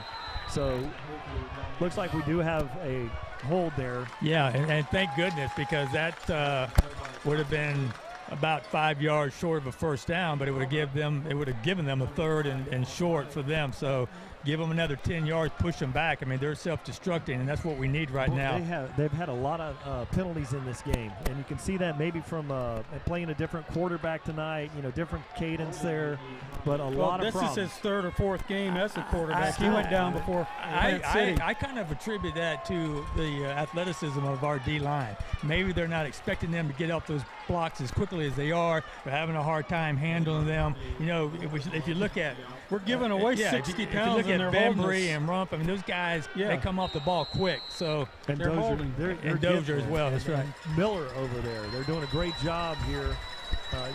6 minutes and 44 seconds, and they're really Palmetto Tigers trail this one only by 7, and it's the second and a long yardage situation. Thompson, high snap again, rolls to his right, throw it back to the middle of the field. He doesn't. There it is. Picked off.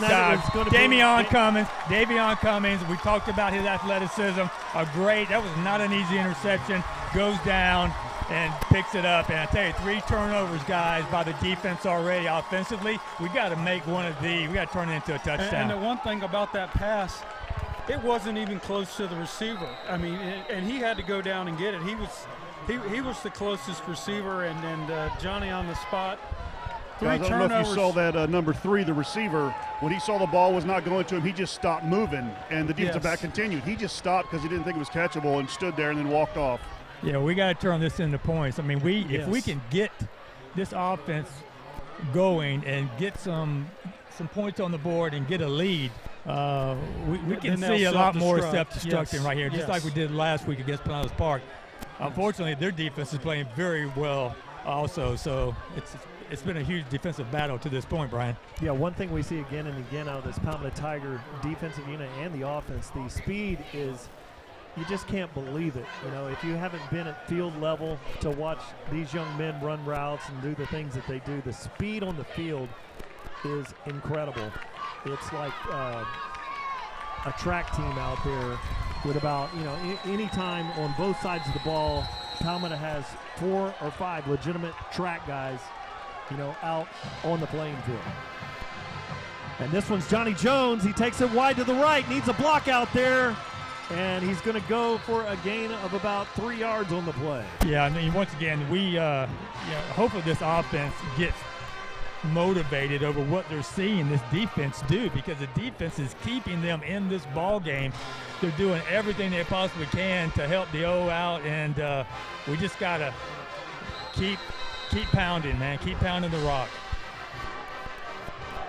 Marino takes it option left, pitches it late, and cutting there, and that's Johnny Jones, and this time it's a loss of 2 on the play. I just don't think right now that we can beat them on the edge. They are extremely quick. The Bulls are, and they're very talented. I think that we have to pound the middle, and that's the best way, in my opinion, to expose the weakness. But on the edge, they are fast. They're just like us.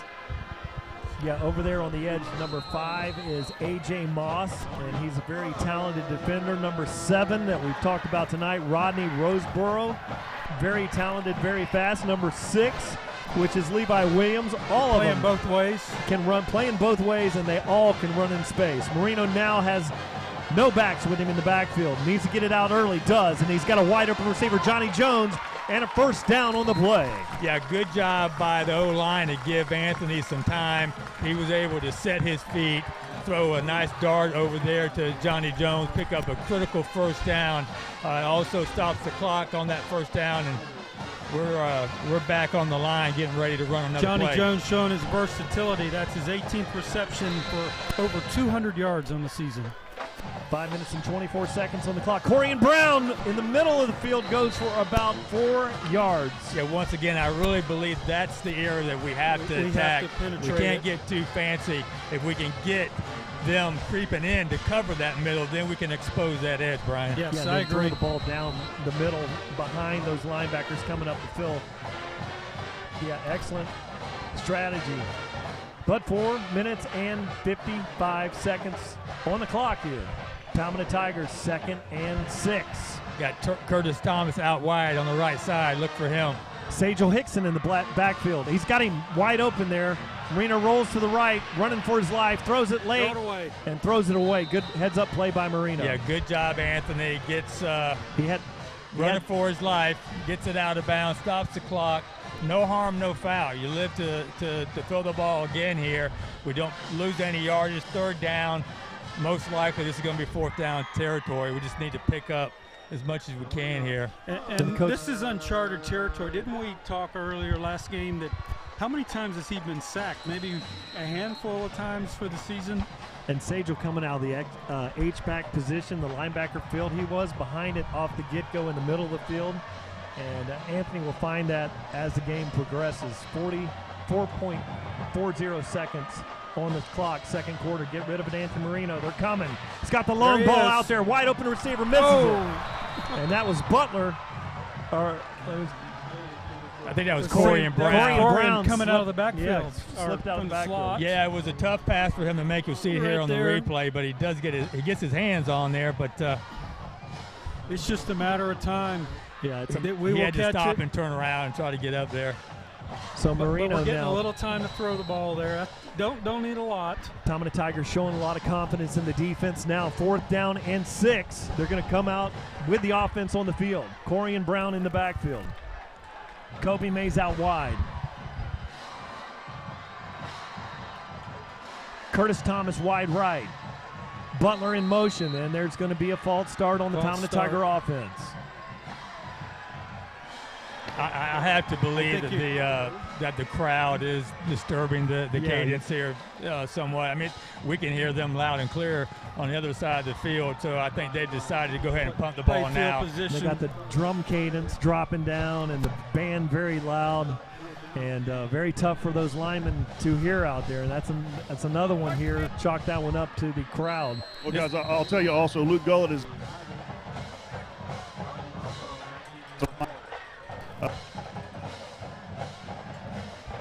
getting the ball back to the quarterback.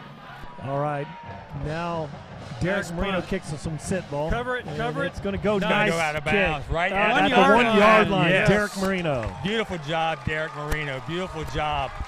You really couldn't have asked for anything better than that, guys. And that shows a lot of maturity. If you're a kicker, you're as good as your next kick. You know, he had that shank earlier. He just made up for it. That was perfect timing. Yeah, good job. I mean, that was a great call for Coach Marino. You know, you want to go for it. You want to try to get that first down, but understanding there's a lot of ball game here. Let's try to pin them back, and it worked. And excited about it. We're in the middle of the Palmetto High fans here. We have our great public address man, Brian Bussell, along with former Palmetto Tiger football player Luke Bussell over there, and they were excited about that ball rolling out of bounds there on the 1 yard line. Now another turnover, Rick. Be nice. Be very nice here. You know, we've seen a lot of high snaps out of this shotgun formation. And there Thompson takes it and has a crease. Oh, look out. Takes a big hit, but it goes for nice yardage. Nice yardage, yes. Very near the first down. He's got the first down. And the linebackers they're getting blocked on those plays, and I mean that was just a huge hole in the right side of or the left side of the defensive line. But goodness gracious, Day came up there and had to make a tackle from the corner position. Yeah, Damian Hill, number 3, and Mike Goff, number 10. They have been playing lights out in the secondary for the Palmetto Tigers tonight. So defense, Coach Cucci was not happy about something here. Called a timeout inside the 1 yard line and let him run for 10 yards. So that's good time to regroup. Palmetto Tigers' first time out of the half. As you see, week after week, they keep those in the pocket. So Palmetto Tigers have 2 timeouts left, and the Bulls also have 2 timeouts left here. 4 minutes and 11 seconds on the clock. Well, this is everything that we expected, except for just the inconsistent play from the offense. I really thought that we would be able to expose some things early here. That hasn't been the case. So you see Anthony talking to his center down there, trying to get on the same page, trying to figure things out, which is what a leader does. And that tells you that generally.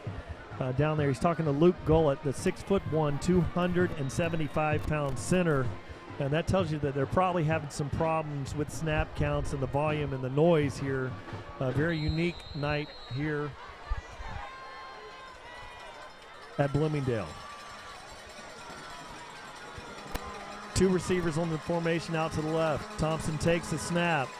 Looks, throws it wide down the sideline. Good position by Crawford there. No way. No, that's going to be offensive. That's going to be offensive interference. He pushed off, and he pushed Wester as he was trying to go up for the ball. That's definitely offensive pass interference. Yeah, it looked like Raekwon Crawford had great position on that one. Really looked like the receiver behind in the route. Let's see if we can pick this up on the replay. It's just and that is the call. That is the call.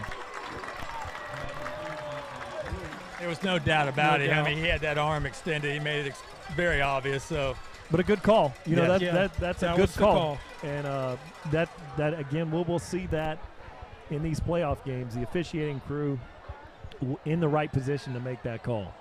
And that's another thing I notice here with the officials. You know, they're in the right positions on the field, so they have the good vantage points. In high school football, it's great to see. 4 minutes and 5 seconds on the clock. Thompson waits the snap. He had a lot of high snaps back there for Thompson. And he has Rodney Roseborough back there in the backfield with him. He's running to the right. Good job by Charles Miller out there, and a great tackle by Matthew Wyatt. Yeah, Matty Wyatt comes over there and makes a huge tackle. That could have been a huge gain for them if Matty doesn't make that tackle, and that just shows Matty's quickness. He comes over there and job well done by him. We're struggling a little bit up front. We knew that this is a huge offensive line for Bloomingdale, but all in all, they have hung in there and made some great plays already tonight.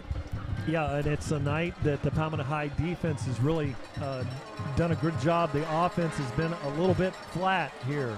Thompson following the block of Rosenborough takes a big hit, and Goff's trying to strip the ball, but he goes for a gain on the play.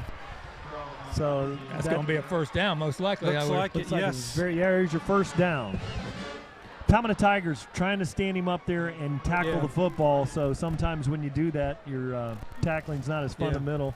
It looks like he got a little bit of extra surge at the very end. And everybody needs to tackle, and you got to have one guy trying to strip the ball, but you got to have hands on him. And that was enough to move the chains. 3 minutes, 14 seconds. And what you've seen out of this Bloomingdale offense, they had the one touchdown pass, the only score of the game here. But really, they're going to line up and run the football the great majority of the time here. Linebackers are back, setting up for this one. Matty Wyatt in the middle of the field. Thompson awaits the snap with Rosenborough back there. Mike Goff rolls to the center of the field. And that's Rosenborough, and that's going to be a good play by Rumpf, and Mike Goff is coming in there late to make the tackle, but not after about a 4-yard gain on the play. So getting down to about 2:44 here, almost at 2 minutes for the end of the first half. So we definitely cannot break here. We've got to keep them contained. And they get the ball to start the half, right? Yes. Now, Bembry has checked out of the game. Lee Matthews has checked in there. You're going to play a little nose tackle. That's the 6'4", 290-pound junior stepping up in nose tackle now. And he's there with Floyd Dozier Jr. Now the snap to Thompson. High snap again. And the run goes a big first down on the play. So 2 minutes and 6 seconds. Yeah, this is something that we're going to have to correct, especially for the second half, because they're starting to wear down the defensive front of the Tigers and taking advantage of some big runs here. Hanging tough for the Tigers. Thompson gets it, hands it off, and that is a gain of about 5 yards. Now they're going to have to start thinking about taking some timeouts here. They have 2 timeouts, and the ball has about a 3-yard gain. We seem to be about 2 feet, on either side of making a good tackle. We just cannot get our hands on him quick enough.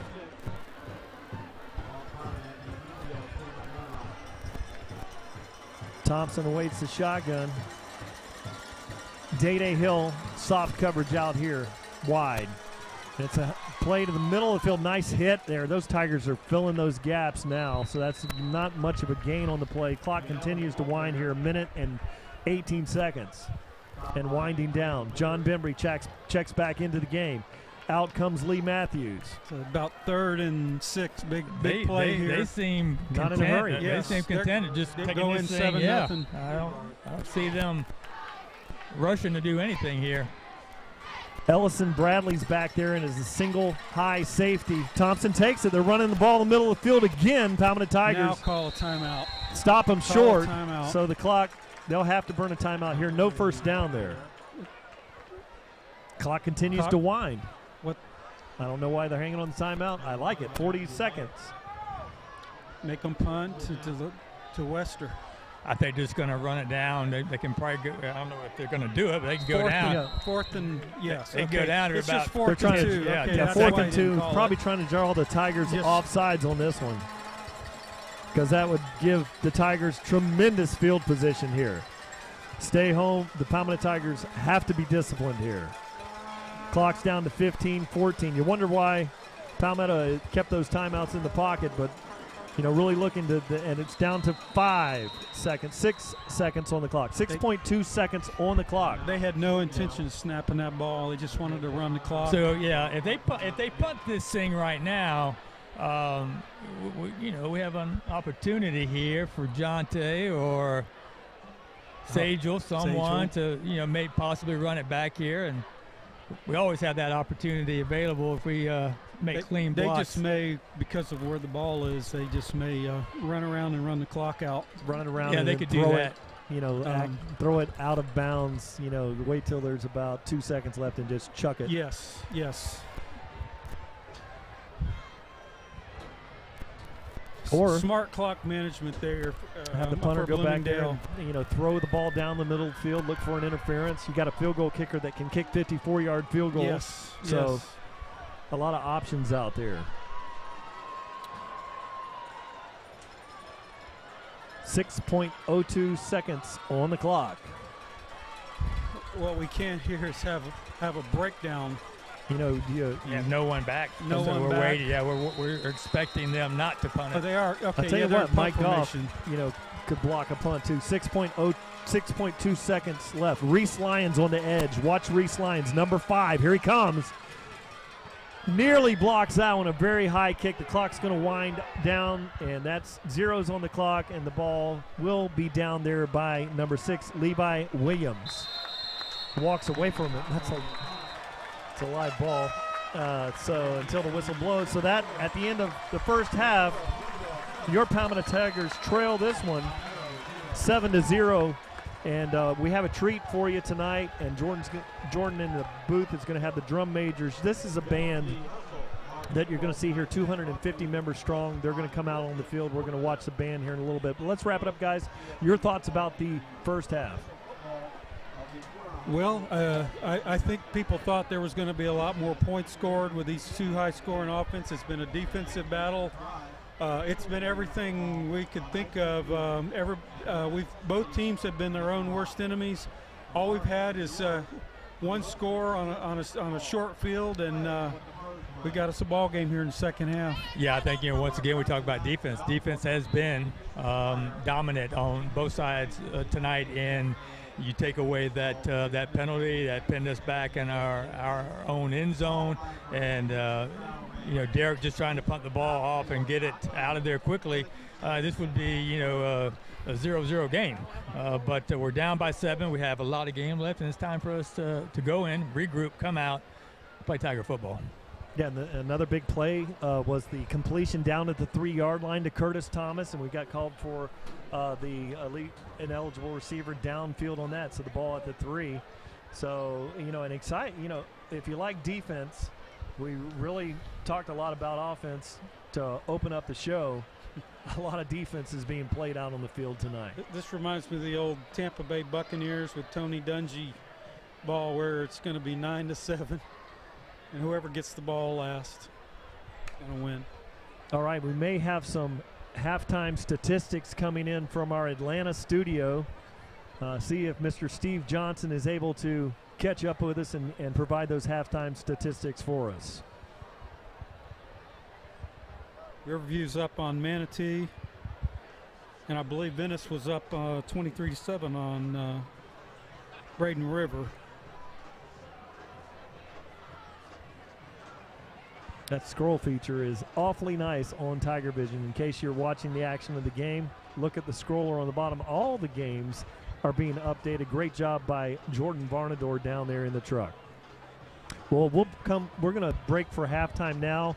We'll come out of this halftime and give you the halftime statistics. But Rick, Ken, Tom Porter, we'll turn it over to Tom Porter and the band and the activities here at halftime.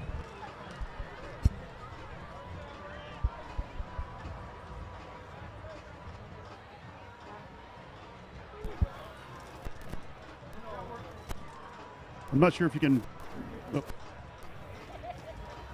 kind of coming in and out here. We're having a little technical difficulties with my mic, guys. Sorry about that. First half football, obviously, give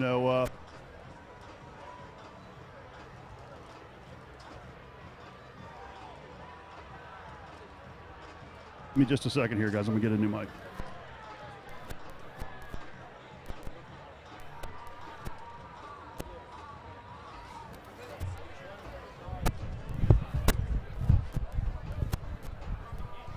Hey guys, that's better. There you go. First half of football, not exactly what we're used to seeing out of this Tiger offense. We have a pretty high-powered offense. We're scoring 40 to 50 points per game, and obviously they've done their study. They've been watching our offense and seeing what we're doing, and we really just haven't been able to control the line of scrimmage, both offensive line of scrimmage and defensive line of scrimmage. So that's kind of painful to watch. The good news is it's only 7-0. You could see that the defensive line was really giving our offensive line. Welcome Bill Britt here.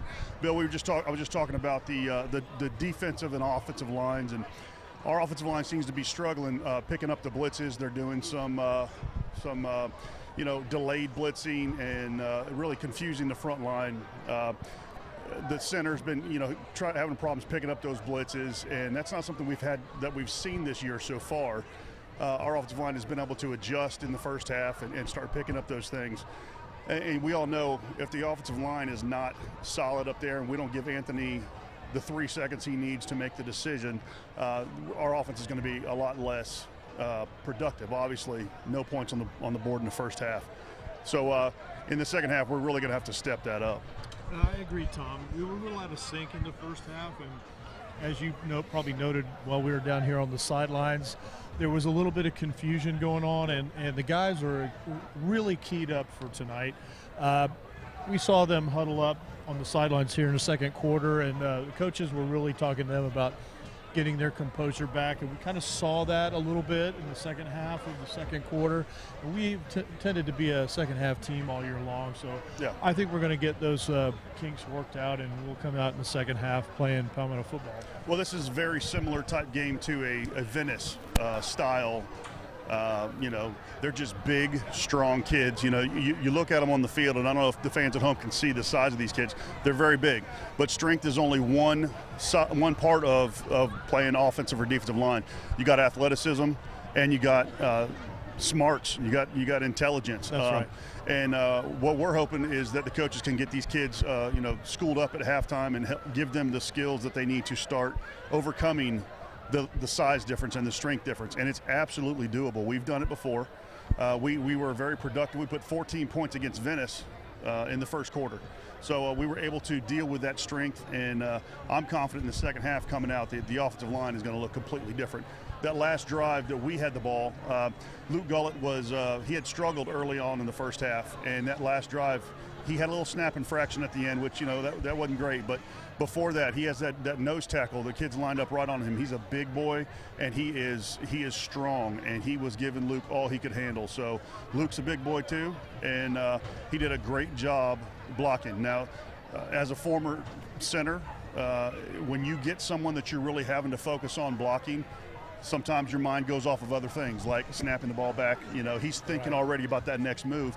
And that's a tough thing for the kid to do. That's why they always say the center's got to be the smartest and the best lineman on the line, because you've got so many things going. You're calling out the protections. You got to worry about snapping the ball, which seems easy enough. But when I'm thinking about this big old kid in front of me that's just, dragging my butt up and down this field, it's a whole different ballgame. So the same thing on the other side. Defensive line the same way. I just have to interject here. You said the center has to be the smartest guy, and they let you play that position. That's center, amazing, right? You'd be shocked. You would be shocked. I tell my wife how smart I am all the time. She don't believe me, but I tell her that. They say the quarterback and the center are the two smartest guys on the team. So. I'm really just teasing my friend Tom Porter. He is the smartest sideline reporter we've got. He does a fantastic job, really, and he's right. So we got to get focused here in the camera. So, hey, the cameras are up there at the top, folks. We don't have our normal show because of the configuration here at Bloomingdale High School, but we're making the most of it. That's right. Now, the guys with the faces made for radio get to turn the show over to the lovely Rachel Kinsor and Jennifer Albritton, and they're going to tell us about all things good going on at Palmetto High School and some of the things that we've got going on in the community. So I'm going to turn it over to the ladies, which I'm sure the viewership will suddenly spike now that my face is getting off the screen. So ladies, take it away. All right. Well, thank you, guys. Hi, Tom. Thank you so much for having me again. This week, I know we talked a few weeks ago that I'm the president of the ACE Parent Alliance, and that is an organization that started over the last year to support the ACE program, the teachers, and the students. Some of the things that we've done this year, we've done a breakfast. We have another breakfast plan for December. They do like their breakfast. It's really sweet. It's fun to know that they so appreciate all the things that we do. They're just lovely. I appreciate breakfast too. They do appreciate fruits. I know. Breakfast day. Clearly. I know. That's one of the things we do. But recently, just today, what we did was we did a survey for the ACE teachers, some of the little things that you might not have in your classrooms. And surprisingly enough, some of the things they said were just extra copy paper, tissues, hand sanitizers, Clorox wipes, pens, like little tiny things. So we did a drive, and each of the ACE teachers received a big bag. And the front office, and a couple extra helpers around that that really make their lives easier. We wanted to reward them too, and so the kids got to decorate the bags and deliver those to the teachers today. So that's one of the things the APA does. And we're just here to support the ACE program, and hopefully as we change and we're growing and we continue to, especially with the the rezoning, and there's a new high school coming, and things like that. So we want to make sure that our teachers and our staff know how much the parents really, really do love them. And so, in fact, there is actually a little petition out there. If you'd like to go look at it at change.org, and you search on change.org, number one, PHS. You can support PHS by signing a petition that we just would like to remain the only PHS in Manatee County. So, that's simply said. OME, right? Yeah. One more time? Okay, one more time. It is. Yes. OME. Oh, actually, to search it, it's the number one. The number one. Okay. Yes, to search it. If you go to change.org, you can search the number one PHS, scroll down, and then there's a graphic now on there too, kind of has our the Palmetto P, and it's just a petition to support Palmetto High School being the one PHS in Manatee County. We support our neighbors and we support what they'd like to do, and it's nothing against our friends looking to change a name, but we'd like to just, and not against and not to step on the toes maybe of the history of over 60 years of legacy and spirit in Palmetto. So if you, again, change.org, one PHS. And if you search that, then you can support us. But we're also doing fun things with the APA coming up for our teachers and in the community. So stay tuned for things that will be in the community soon. Jen? I just want to say real quick, you're talking about the ACE program supporting the other things, supporting the ACE teachers, the boosters, supporting the sports teams. Palmetto has always been so good about that, about supporting each other, and it's a good point it's a great point you brought up about the new school going out in Parish. There's a little, people aren't really sure what's going to happen. The name, everything's just kind of causing a little, turmoil right now. But the truth is, like you said, these kids are going to be our kids. They are the same kids that we have right now. They will be some of our same teachers. Who knows, the face of Manatee County football involving the north of the river teams here. So it's an interesting time. We're torn because we're kind of going to be coming apart a little bit, but with the support that we have here in Palmetto, I feel like it's going to be washed under the rug. It's going to be a Y2K type situation. It blew over, no big deal. So I think it's great that you brought up the point that we're going to support everybody. Right. So and I think that is. I think that's the most important part, is that having grown up here in Manatee County, I know that we support all of our schools, and when they're playing off in different sports, we want them to win, and we're listening, we want to support our entire community. So the one thing is that we are one town, one team. That is the one thing we have that is slightly different throughout all of this. Palmetto is the one town, one team. So we just want to kind of carry that over, and we want to be one town, one team, one PHS, and that's what we're hoping for. Hey, Tom, where'd you get that really cool shirt, by the way? That wouldn't be a booster shirt, would it? Yeah, it's a booster shirt. I had to chase a guy down and tackle him. To get this shirt from him, but we're again having a few technical difficulties here. We're going to try to keep this going here. We have Jen Albritton with us, as we do every week. Jen does a segment every week, what's good at PHS, what's good at Palmetto, and we're going to see. So, Jen, what's going on at Palmetto this week? Can you hear me? Well, the boys soccer team kicked off this week, and they tied Manatee. And then they had a big win over Choctaw High School, 5-1. Way to go, Coach Fernandez and the boys. Switch.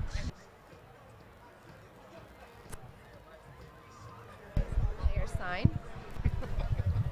We had 2 of our baseball players sign this week. That was super cool for the kids to watch that and witness that, and gives them something to strive for and look forward to the younger guys. So Ty Hooks signed with Winthrop University, and Harrison Thiel signed with Georgia Tech University. Wow, that's great. Yeah, good stuff. And going back to the support thing, Tom, I have to tell you, when you look in the stands, This being a holiday, kickoff to a holiday week, our student section is a little smaller and they traveled a little farther. However, they did travel in the cold. And, well, cold to us. I know you folks watching up north are probably laughing at our boots right now, but it is very Florida cold to us. But it is a large majority of our student section is actually baseball players and students from other sports. So it's cool to see them come together and cheer each other on. And, you know, the Tiger fans have been great supporters on the road this year. I think this is the most I've seen in my 5 or 6 years here of doing TigerVision of our fans traveling. You know, this is 45 minutes up the road. Last week was an hour, I believe. So to see the amount of fans that travel to support this team, we have a great group of parents. We brought some on a couple weeks ago, last week I believe it was, talking about you know, how they support these kids and they're traveling. And you know, a lot of times when things get down like this, we're down 7-0, you start hearing fans turning on coaches and yelling, you know, and we don't see any of that. Everybody's just really supportive, standing behind the team, and I believe the reason is they trust the coaches to get this thing turned around. I'd have to agree with that, Tom. You hear them lift each other up, and actually tonight it's been pretty exciting to watch the coaches come to the sidelines and the players trying to get the fans hyped and get louder for them, and they really just build each other up. Absolutely. Do you have something to add, Rachel? Make sure that we let everybody know about the ACE Showcase Night. Did you do that? You already did that, didn't you? Oh, you didn't. Okay, well, good. All right. So we just want to make sure everybody knows that there's an ACE Showcase Night on December 5th. Everybody's welcome. 8th graders that are coming up to going to be 9th graders next year, we invite them and their families to come. It really is a beautiful night, and they do a really, really good job. It's very well done. It is. It really is. And it's a lot of just really useful information to help them make that decision. But I do know that they'll have choice information and forms and the applications for the ACE program available that night on December 5th. It's at 6 o'clock starting in the auditorium. And when does school choice open? I believe it's the first week we get back after it comes on quick this year. It does come on quick. It's the first week we get back, and I do think I've kind of heard that they might be shortening the distance or the length of time that it's available. So there you go. Thank you. All right, Tiger fans, as we wrap this up, just looking forward to a more productive offensive second half. Defense has done a pretty good job. So with that being said, you know, go Tigers, get back in this game, and let's get up. Happy Thanksgiving. Happy Thanksgiving. All right, back to you guys. Hey, thanks very much, Tom. Back here with Ken in the stands here.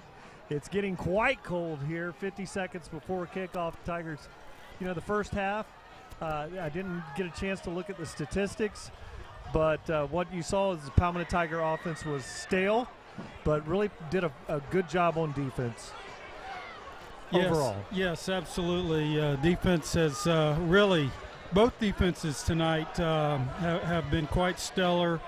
The offense being their own worst enemy, and you know, with the Tigers, just something just doesn't seem right. There's been some promise, like they just barely missed on a couple of plays, or a penalty here and there have killed the drive, and it's just going to come down to these last 30 minutes of who wants to advance to the next level here, and who's going to make the plays. Yeah, when we start this one off, the Palmetto Tigers will be defending, so look for Rafael Gonzalez to drive the ball out there. You know, they have some dangerous returners here. Palmetto defense is going to be right back on the field. One of the concerns that you have to have in a game like this, the Palmetto Tiger defense has been on that field an awful long time against a very large offensive line. Yeah, the one thing that's, again, like we've said, has been their Achilles heels. When a team gets real productive running, then that's been the thing that's been where we lose games. They have ran okay, and but I still think it's not been enough to wear them down.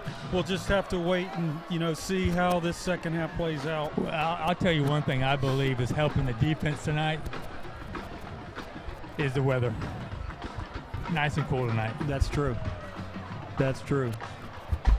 So while we have a second here, just want to remind you guys at halftime that the FHSAA is now on Facebook, Twitter, Instagram, and Snapchat. Tweet us, like us, and tag us on your social platforms by searching for FHSAA. Keep up with teams and people who strive to make high school athletics in the state of Florida the best. Be a fan of it all by following us on social media at FHSAA. Thank you, Jordan. You know, looking here as the warm-ups are on the field, Anthony Marino's down there trying to stay loose. Man, he looks really good throwing the ball. It's like to see him get that confidence going again. And Palmetto Tiger offense needs to give him just a bit more time. Some pressure from the defense there off the edge there. I've been watching the very talented number 27, Malik Lomack. He's a 5'11", 245-pound defensive linebacker, really a linebacker. He's almost a rush-in specialist, and he's doing a great job getting into the backfield, not allowing Anthony Marino to get his feet set and get comfortable back there in the pocket. Yeah, even with the schedule, we talked about did they really play anybody? But this is really the first time I have seen a team really put our offense off kilter. Very impressive. Very impressive to their credit. Yeah, I think they came out here with the mindset that we're going to lay it out on the line. We're going to just bring the house defensively. We're going to put Anthony Marino on his heels. If he beats us, he beats us. But we're going to do everything we can to keep that from happening. Unfortunately, there are plays to be had here. We have seen it. I know Coach Ty has seen it as well from the booth. So we just have to be patient, not try to do too much out here. We have 24 minutes ball game left here. We got plenty of time to score a lot of points. And maybe we don't score a lot of points, but the first things first, get 7 on the board. Defensively, continue to do what you are doing, shut them down. But offensively, slow down a minute. Make those small plays first. Let's make the small ones, then worry about the big ones. It could be an 8-7 or 10-7 game the way this thing might play out. Yeah, and I will tell you, the quarterback there for Bloomingdale, Charles Montgomery, you know, if this was a wet night, those snaps are coming back there hot and they're coming back there high, and he's been fielding those snaps above his head, and, you know, he shows those DB skills. You know, he's probably a DB, but he's got great hands back there. But that could be a problem as the game wears on here. I mean, those are some high snaps, but a very talented, great hands. Now, Rafael Gonzalez is going to kick this one off, and they have a couple of very dangerous receivers here for the Bloomingdale Raging Bulls. Tigers need to do what they've done pretty much all season other than the miscue at Charlotte and get down there and handle this kick. So the left footer, Rafael Gonzalez, is going to kick this one off. You know, watch Braden Nickel, number 28 in the middle field. He makes a lot of plays on the coverage unit. And there's a high hanging kick, and it's going to be fielded at the 18-yard line, and that is number 25, and he's tackled there. Great tackle there by Mikael Brown. And I really do believe that was by design. I don't think they were trying to kick it into the end zone. I think they were trying to more of a pooch kick, get it up high, get the kickoff team time to get down and make a tackle. Like I said, other than that one miscue, they have been Johnny on the spot. And it was funny looking at Bloomingdale. They had a four and then 2 in the front. That's like they were anticipating possibly an onside kick there.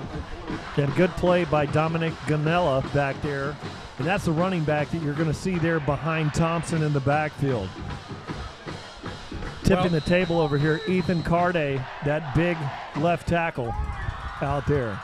Thompson waits the snap.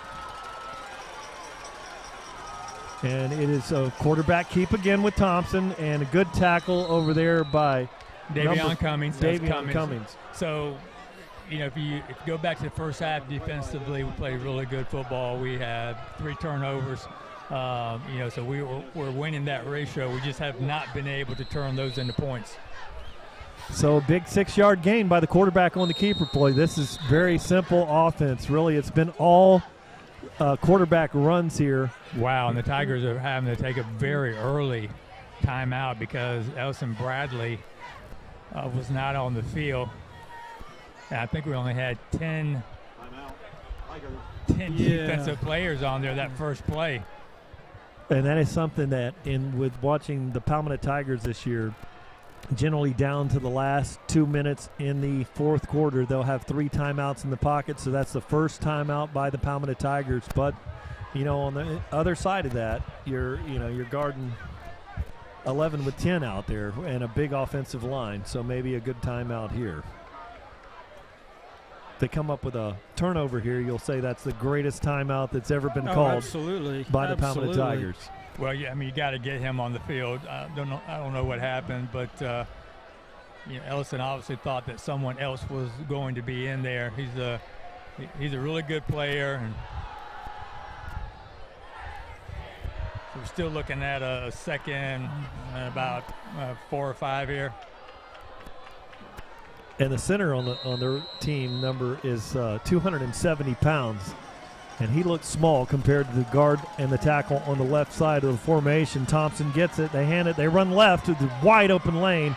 And there's a great play there by Day Hill. I tell you what, that almost looked like a horse collar. No call from the refs on that, but it was close. It was close. I was thinking the same thing. It looked like he got a hold of it, but he didn't actually pull him down by it. He kind of held on to him and then got some help on the tackle. I think he hurt his hand. Day Hill hurt his hand on that tackle. He's trying to shake it off, but regardless, big first down. Once again, the edge has been our issue. Running to the left side. Now they bring Davion Cummings over here to help on this side. Little stun over here to the left. In the middle of the field, and that's almost got the ball out of there. Matthew Wyatt had it, or no, that was Johnson had his hands. Brandon Waiters had his hand on that ball, unable to pull it out. He's forced, 5 turnovers this season, and he almost had number 6 there.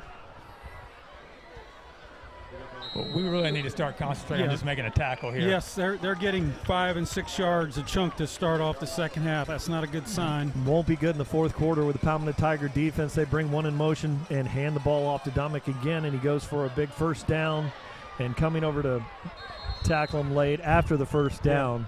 Really, very easy sledding here for the Bulls coming out of the halftime break. Yeah, and we had talked about that at the end of the first half. That last defensive series, we were able to put a stop to the running game, but we saw some big runs breaking loose there toward the end of the second quarter, starting here again early in the third.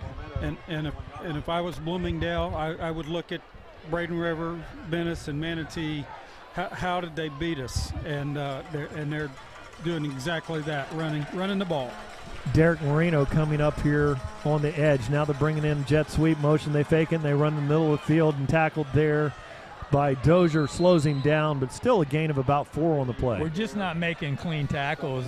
He's breaking free on the initial defender and getting 2 or 3 yards after that. We just we got to wrap up better. And then the other thing that's not happening is they haven't had any penalties yet to kill their drives or put them in the second and third and longs where they had to pass, and we would get the turnovers. 2nd and 6. Levi Williams is in the backfield with Thompson. He takes it, fakes a handoff, got the edge, and there's a holding call in the middle of the field. Here comes Goff again, or Damian Hill to run the play down. There's going to be holding. He's very deceptive.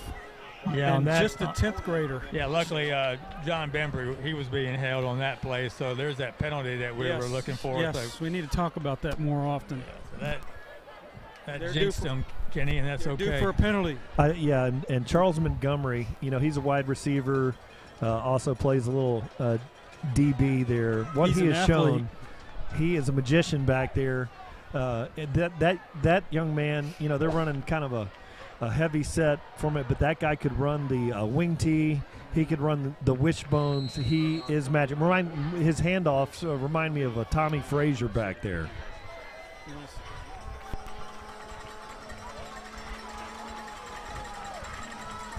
And there is a fake of the handoff. Thompson looking for the edge, and lots of Tigers over there. And that one goes for about a 3-yard gain, so that brings up a 3rd and long.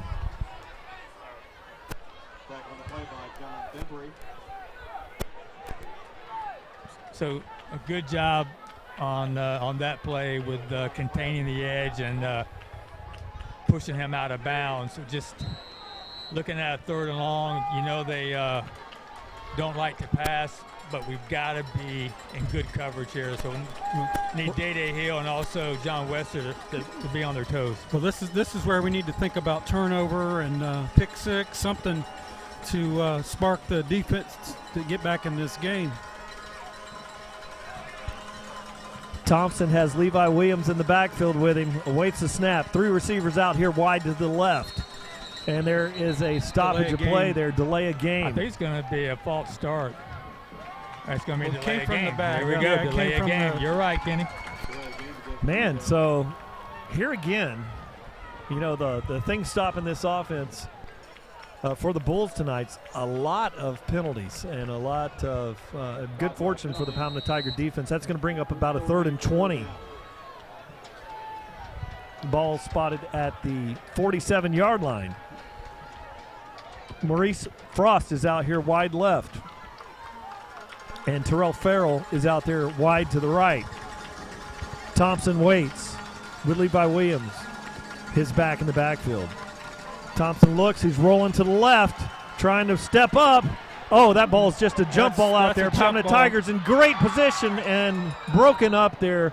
Good position back there. Ellison Bradley was back there along with Mike Goff. And we also had back there Damian Hill. Yeah, great coverage by the Tiger DBs.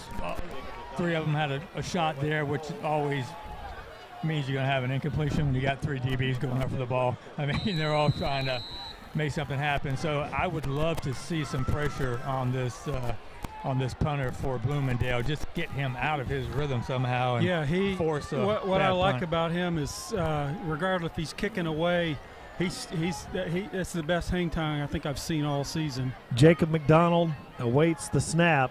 A very important one. Look out for Reese Lyons coming off the edge. And there is looked like a false start. False start. And Reese Lyons had the best jump coming out of there. He was going to block that kick. Oh, my goodness. You know, you never want to pick up a penalty, but that was like a sprint off of the line was Reese Lyons with a great jump. As that offensive player had the false start over there, Reese was already by him. He was in his back pocket.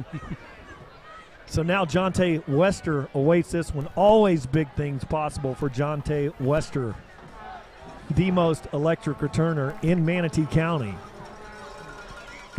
There's the kick, and he kicks toward the sideline. It's going to hang up there and check back. Get away from it. And they bat it forward, so that's going to be downed. It's going to be inside the 20-yard line. All right, so offensively, just hoping that we can come out here and find that rhythm that we had last week against Pinellas Park, where we just were able to hit for some big plays. The running game was spectacular. We've struggled really with the run game as well tonight. Well, I was surprised about that. I thought the running game tonight would probably be the highlight for us, and just hasn't happened. We had 60 yards in the first quarter, but we only had 2 yards passing, which is not the normal balanced offense that we've seen all season. Marino has one in motion. That was Sagel Hickson who stops. Now he throws it out there. Coby Mays wide open, and the ball's overthrown. Almost the exact same play that we had the first play of the first half. Just not hooking up with Coby tonight. He was separated once again from the corner, just a little too far. You know, we've seen Coby make some great plays this year. Nice one-handed catch last week against Pinellas Park, but that's just a little too far. Yeah, it's hard to overthrow him. So a tough break. And again, the Palmetto receivers open, but unable to have a connection there. 8 minutes and 13 seconds remaining in the third quarter. Palmetto Tigers offense right in front of that very loud band. Wester comes into the backfield. He's got the ball, middle of the field, and he goes for a nice gain on the play. Now, good run there. It's going to make it Butler, and it's going to make it a more manageable third and about 5. Got to make this first down to keep those chains moving.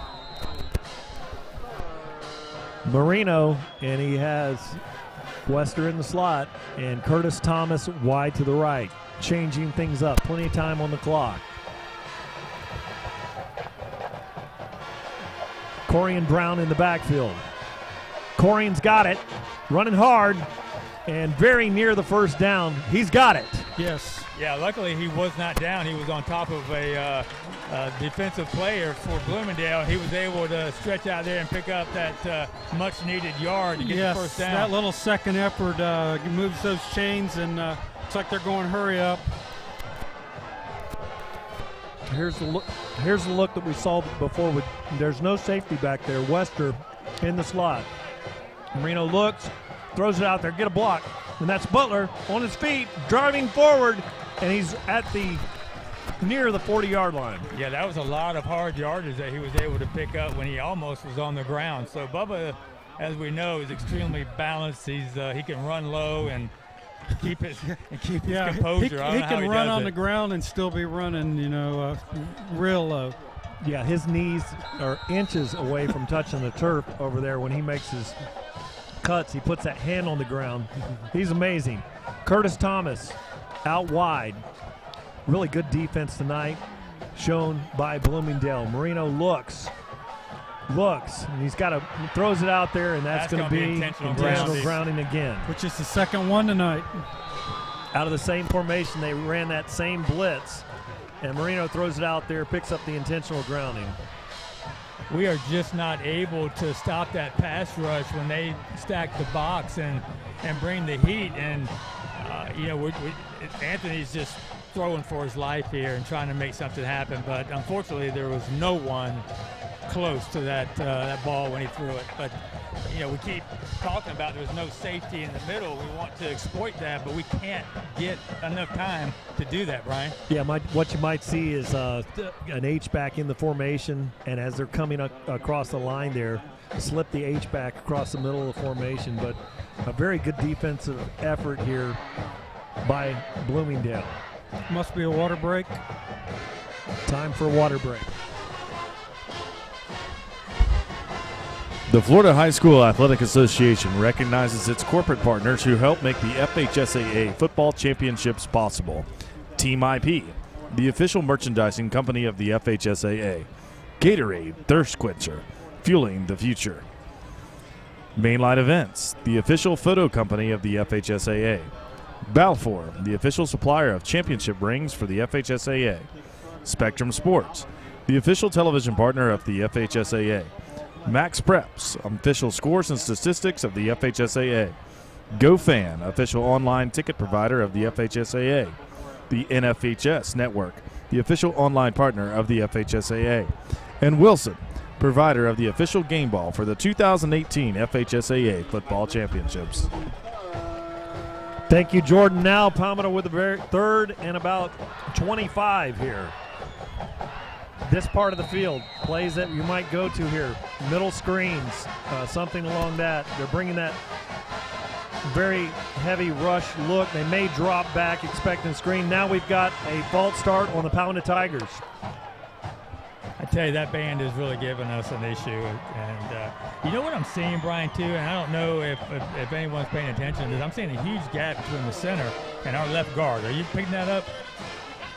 Yeah, and it seems when they're rolling up the linebackers there, the split there, and it may be just the angle that we're looking at here, but yeah, there is a big split there in the A-gap. The ball's thrown high, and he had Jonte Wester in the middle of the field, and Butler was cleared the back of the defense on the left sideline. So time for Derek Marino to get off a big punt here for the Palmetto Tigers. Yeah, this is very familiar to what happened to us early in the first half when Bloomingdale was able to pick up that touchdown, the only 7 points of the game. We were deep in our territory. Yes. They brought a rush. Derek trying to kick the ball as quickly as he can, so I would expect the same thing. They're already lined up in the box. They're he's going to be about around the 3 to 5 yard line here. It's a little more room. Good snap by Braden Nickel. And that's Rodney Roseborough back there to field this one. Spins off a tackler. He's got the middle. Now headed for the sideline. And a big gain on the play. And there's a flag coming in late. The way that flag came in late, that's generally a personal foul away from the ball. Well, if that's on Palmetto, it will really put us in a bad position. Very short field. See what he calls. Yep. Against us. That one is on the Tigers. So really, they're going to start this drive off from the red zone here with 6 minutes and 24 seconds remaining in this third quarter. 2. Right, probably was right back there where he turned her and spinned him and threw him to the ground. All right, the ball will be spotted about the 15-yard line. They'll start this one. And interesting, number 3, which is Terrell Farrell. You know, looks like he's got a left ankle injury. He's got a heavy spat on there. He's not running with the speed. He was injured the first part of the year with an ankle injury. He missed several of their games.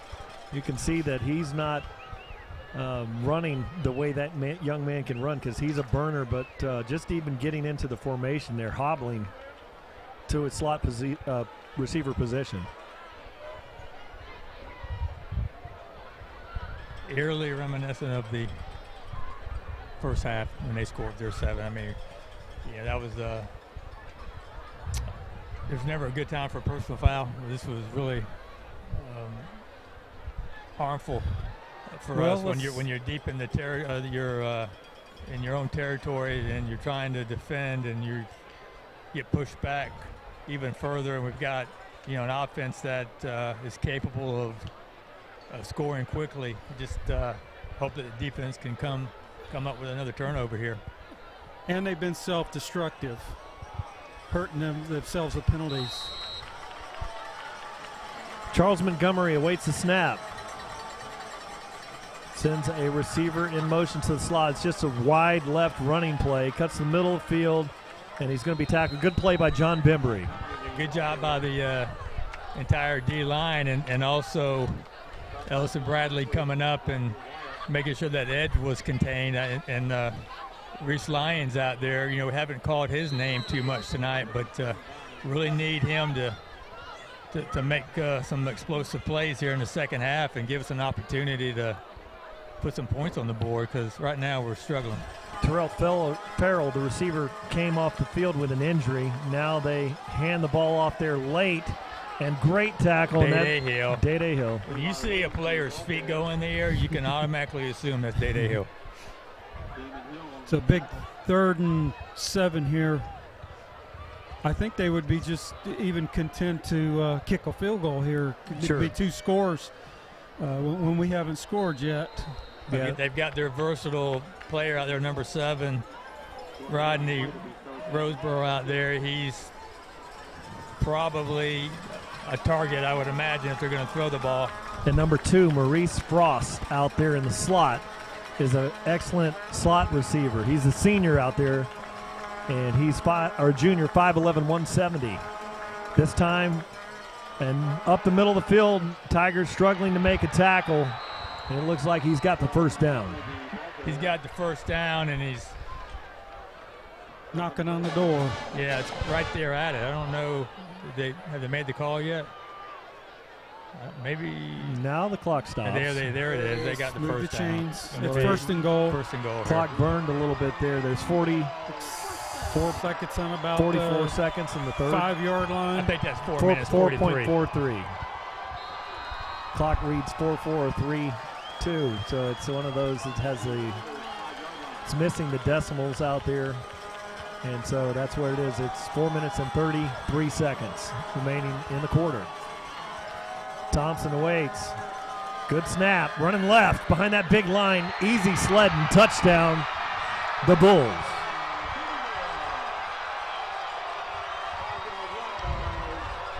So we've got an uphill climb, guys. I mean, offensively, we have done absolutely nothing. We come out here, once again, we shoot ourselves in the foot. Just a silly personal foul to give them even better field position. And, we can't hold them. So now we're going to be looking at a 14-0 deficit with 4:24 left in the third quarter. We don't have a lot of time to be messing around here offensively. We better put something together quickly, because we're going to need every second here to get back in this ball game. The snap is good. The spot is good. The kick is good. So Jacob McDonald, the senior 6'1", 175-pound kicker, puts that one through, and the Bloomingdale Raging Bulls have a 14-0 lead over the Palmetto Tigers. You know, offensively, each player on that offensive unit, they need to look at each other and they need to challenge their brother to do something here. This is a team that can win this ball game. We should not be down 14-0. We have the skill players to put points on the board, and we got to look at each other and say, this is a time. Hey, we've got to live for right now, because there is no tomorrow. There is no next week. If we don't do something here shortly, we're going home. It's going to be a long season. I think we have to answer it right now. Absolutely, Kenny. Or we're going to give them back the field with another short field, and they're just going to continue to wear the defense down. McDonald 3 for 3 with touchbacks here, so he kicks about 61% of his kicks into the end zone, so he's about due to kick one short. McDonald approaches the ball. It's a long kick. That one's in the end zone. Mashed over the head of Sajel Hickson in the back line. I'll tell you this. 7 yards deep. Yeah, I never thought I would say this, but to this point, we have given Bloomingdale absolutely nothing to be scared of offensively. Nothing. And that's shocking. That's shocking out of this Palmetto Tiger offensive unit. Well, coaches are out on the field, and it is the time now with 4:24 on the clock. Still plenty of time in this game. I mean, our lowest scoring production's been in the 20s. Maybe Venice, Braden River. The high-scoring game. 28-24. I think we scored 24 against Venice, so... Johnny Jones in the backfield there. Marino has Wester in the backfield. Hands it off to Wester. Breaks it wide. Initially, still trying to get out of bounds, and really goes for a gain of about a foot. Yeah, so we're just trying to get the ball in the hands of the playmakers, but we got to put blocks on people. You got to put some hands on these guys and get them directed in another position, because right now they're just going right to the ball carrier almost at will. We haven't seen one run from Anthony Marino tonight either, guys. And you've seen Dominic Ganella, number 25, going both ways in the game. Now that's Johnny Jones. He's got a lane out there, and wow, great play by the defense out there. That's totally outnumbered, Brian. We didn't have any white jerseys out there to put blocks on 3 defenders that were just waiting for Johnny. And there was Ganella out there, number 25. He's been playing a lot of running back tonight, but does a great job there. 5'11", 190-pound defensive back. Palmetto Tigers 3rd and 8. Trying to draw them off sides is Marino. Looking things over. Jonte Wester in the slot. And big Coby Mays out wide. Johnny Jones in the backfield. Looks, Marino gets rid of it in the middle of the field, and there's going to be Butler. And had a chance, and the ball was dropped. Wow. Defensive back there, Levi Williams, jumped up in front of him, but mistimed his jump, and Butler was unable to come up with that one. He doesn't drop very many. Well, I mean, that's, he's got hands and body all in his face. If he makes that catch, it's probably a touchdown. But that's the way the ball has been falling tonight up to this point. And yes, it has. Yeah, 99 times out of 100, Bubba probably still makes that play, but you can't blame him on that. And you can't blame Anthony throwing off his back foot. Got somebody right in his face on that play. Derek Marino has the punt, a low kick, and it's going to roll. And it's picked up by Rosenborough and tackled there. Great tackle there by, I think that was number 41, Davion Cummings back there on the tackle. Well, defense, I know we're asking a lot of you, but, man, we sure could use another turnover here and try to get this ball back to the offense. Yeah, I think we're going to ask. They need to score for us, because the offense is 0 tonight so far. They're going to need to do something with a turnover and a cheap touchdown. Get us back in this thing. So Rodney Roseborough is going to line up here wide, and he has Maurice Frost out in the slot. Thompson's back there, and he has Dominic Ganella in the backfield with him. Coming across the formation there is the tight end Charlie Skinner. High snap, good exchange, and still running, and tackled there. Again, that was number 41 coming up to make the play again, Devion Cummings, but that's after a 9-yard gain. We cannot have 9 yards on first down. Well, they're loading the left side of the O-line, and they're telling you exactly where they're going to run the ball. We still can't get to them. It's either going to be the quarterback or the running back. I'll tell you guys another thing that this team does so well running the ball is they put somebody in motion, receiver, whoever it may be, and they just get a little chip. Matty White was in the hole several times and just got chipped right out of the way. Thank you, Tom. Thompson takes it. Middle of the field. Great play by Matty Wyatt this time, but he still was able to pick up some positive yards very close to the first down, but that's going to be a 3rd down, 3rd and short for Bloomingdale. Really a lot to ask for the Palmetto Tigers defense. You know, the down and distance situations, he's 3rd and extremely short. Been very tough tonight. Palmetto Tiger defense has been on the field all night long. Yes, they have. 1 minute 43 seconds on the clock.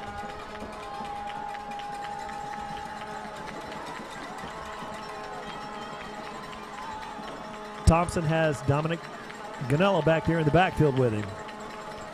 And he hands it to him, running hard, and met there by Rumpf. And it's going to be short of the first down, but very close. Very, very close. Yeah, they're going to go for it, I would imagine, here, because once again, they believe that their defense can stop our offense because they've been doing it all night. So really no reason for them to be concerned about not picking this up. So that's going to be an official's timeout for a measurement here. And entering the game is the big offensive lineman, usually Mike Justee, St. Justee, number 55. He's a 6', 280-pounder coming in there to the middle of the Palmetto Tiger defense. So across the lines, you're going to have William Rumpf. You're going to have St. Justee.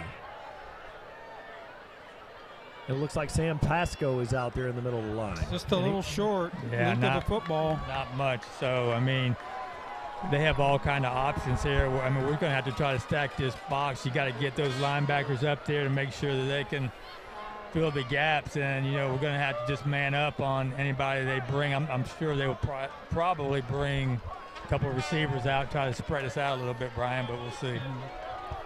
Yeah, I expect them to run to the left side of the field. You know, with 340 and 305 out there. I mean, yes, why not? And you might just snap the ball to Thompson and have him follow the back with the old student body, Ken. But well, let's see.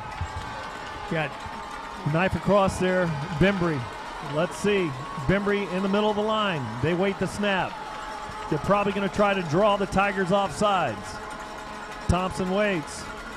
He runs to the right. He's pulled up to pass initially, and he lunges forward for the first down. And a lot more, Brian, and a lot more. We had no one there to make that tackle when we pushed him back in. No one. Tell you guys, it seems like they've been falling forward all night long for those extra 2 or 3 yards, and what a difference that makes on 1st and 2nd down, not to mention 4th and short. But they just don't seem to fall down. They fall forward, and, that's 6 foot right there. And the fake that Thompson did there, he kind of pulled up like he was going to get in the position to pass and just kind of froze the defense over there and then got that body lean going. Great play by quarterback number 10, Charles Montgomery. Montgomery hands it off to Ganella. Middle of the field, big hit in the middle of the field. So no gain on the play.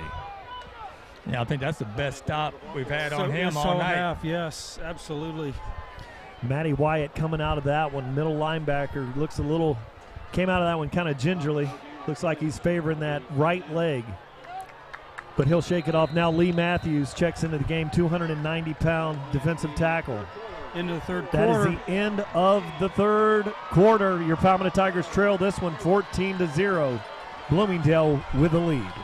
So, guys, we got 12 minutes here. It's either get into this ball game and try to win it or go home for a very long off season. Well, gentlemen, fortunes can change. I sat at a game late in the third quarter last Saturday, down 17 points, and watched my team turn the thing around, and nothing be finer for the Palmetto Tiger fans out there. The Bloomingdale fans out watching this game have to be so impressed with this Raging Bulls defense tonight. Football fans, the best games are yet to be played. Make plans to attend the 2018 Florida High School Football State Championship Games hosted by the Central Florida Sports Commission. The intense action takes place at Camping World Stadium in Orlando, December 6th through the 8th. Tickets start as low as $12. Come out and watch the best in Florida high school football play. Visit the FHSAA website at fhsaa.org for more information. It's interesting to see that Manatee has pulled ahead of Riverview in the third quarter in that Class 8A Region 3 semifinal. Well, right now we're going to have to get them off the field. We can't allow them to continue to pick up first downs, Kenny. We've got to get them out of here. Time is of the essence.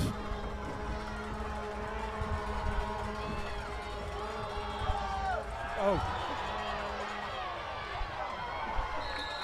So they tried a little trickery there and it didn't work, and thank goodness they tried to do a kind of a double reverse there. Then they gave it to the tight end. We were able to, he fumbles the ball. We don't get it, and we were able to make a tackle for a loss. Brings up a long third down, about third down 13 for Bloomingdale. So once again, we've got to get them off the field here. This is the key play of the game right here. And we've seen some special plays by Coach Max Warner there. Had the big left tackle out there throw a pass down the field earlier in the season for a touchdown. Now Thompson gets it. He hands it off to Ganella. Fakes a handoff, runs, and he takes a hit there. He's going to be short of the first down by about 4 yards. Interesting to see what they do here on about 35-yard line. Their kicker can make it from this distance. They're going to go for it. Yeah, why not? I mean, yes, we have it. And how big? We don't scare them on when we have the ball tonight. And how big does that gadget play look now when you're running for 6 or 7 yards a carry, and you throw a gadget play in there and kind of get you behind the down and distance here. 4th and 5.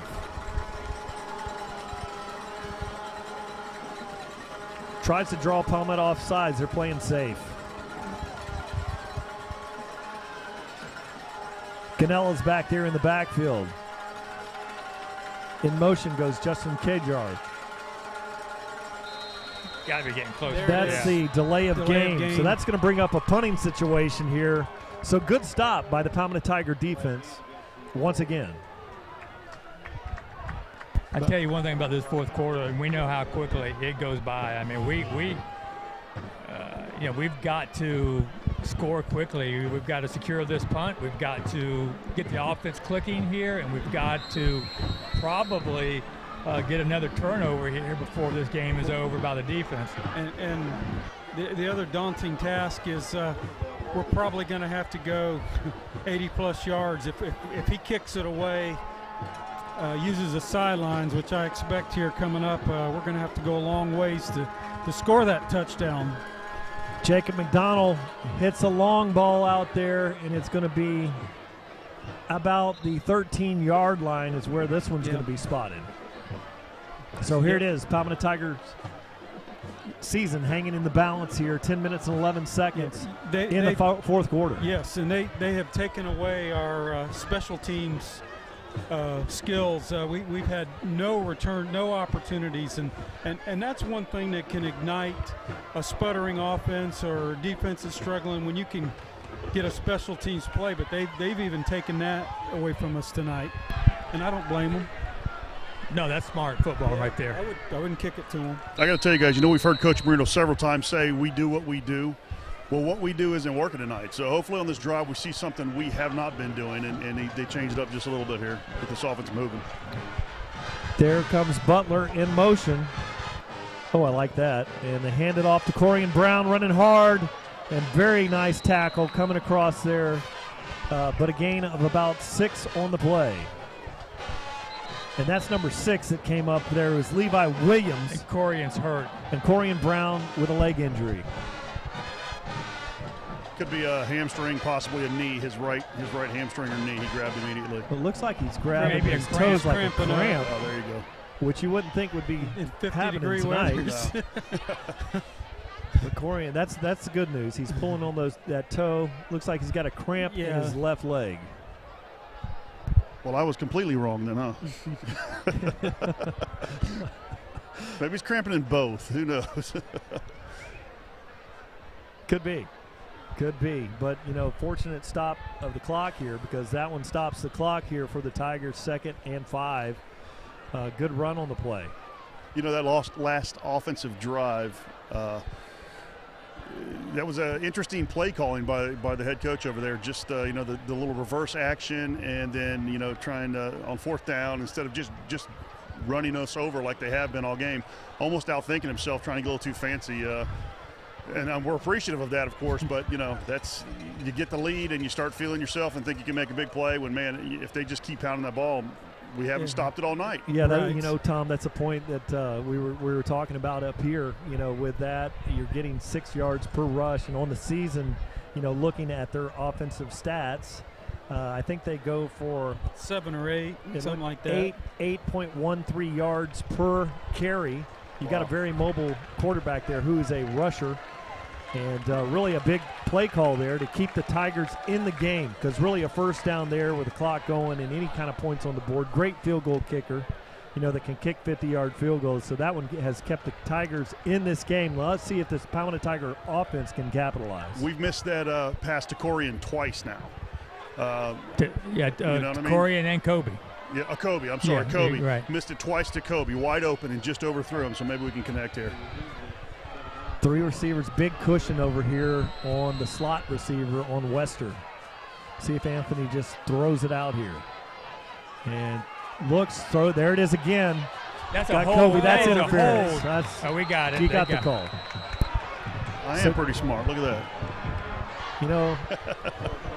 A broken clock is right twice a day, and it's Ryan Hogg's 5 acres. I'll take it. Do we have 2 flags on the play? The slot might have just illegal man downfield. downfield. He might have jumped a hair early. So we might have had Butler in motion, turning up the field over here. Maybe we can see that again on the replay. So that's interference on the defense, decline. So it's going to be 2 penalties on. Watch on right the play. here. I think it might. No, missed it. The referee on this side patted the top of his head and pointed at us, so I'm not sure. Ineligible man downfield is what he's saying. So 2nd and 5. I don't think we've ever had no penalty on them. I don't think we've ever had 2 of those in one game. I would think they would have motion going toward the line of scrimmage before the ball was snapped to back us up 5 yards. There's a wheel route. He looks. Marino's running, got a hold in the backfield. It's coming back. Marino's got the first down, and he's tackled on the sideline.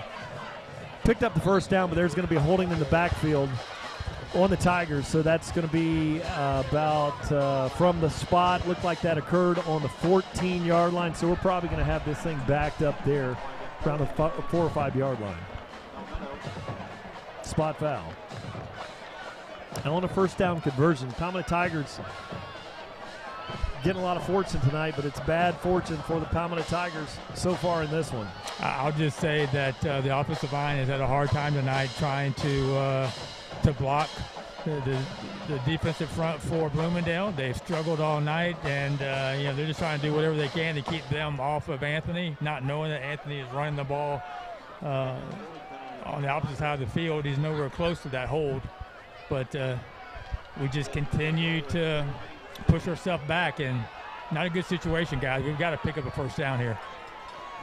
Well, that one wasn't as bad as we thought. It was a little bit down the field, so we start the ball on the 9-yard lines, do the Tigers. Marino looks, throws early, and he's got Wester out there, and it was thrown out of bounds. Good pressure by that defense again. And coming up there is number 27, Malik Womack, once again coming in there strong from that DN position. 3rd and 14.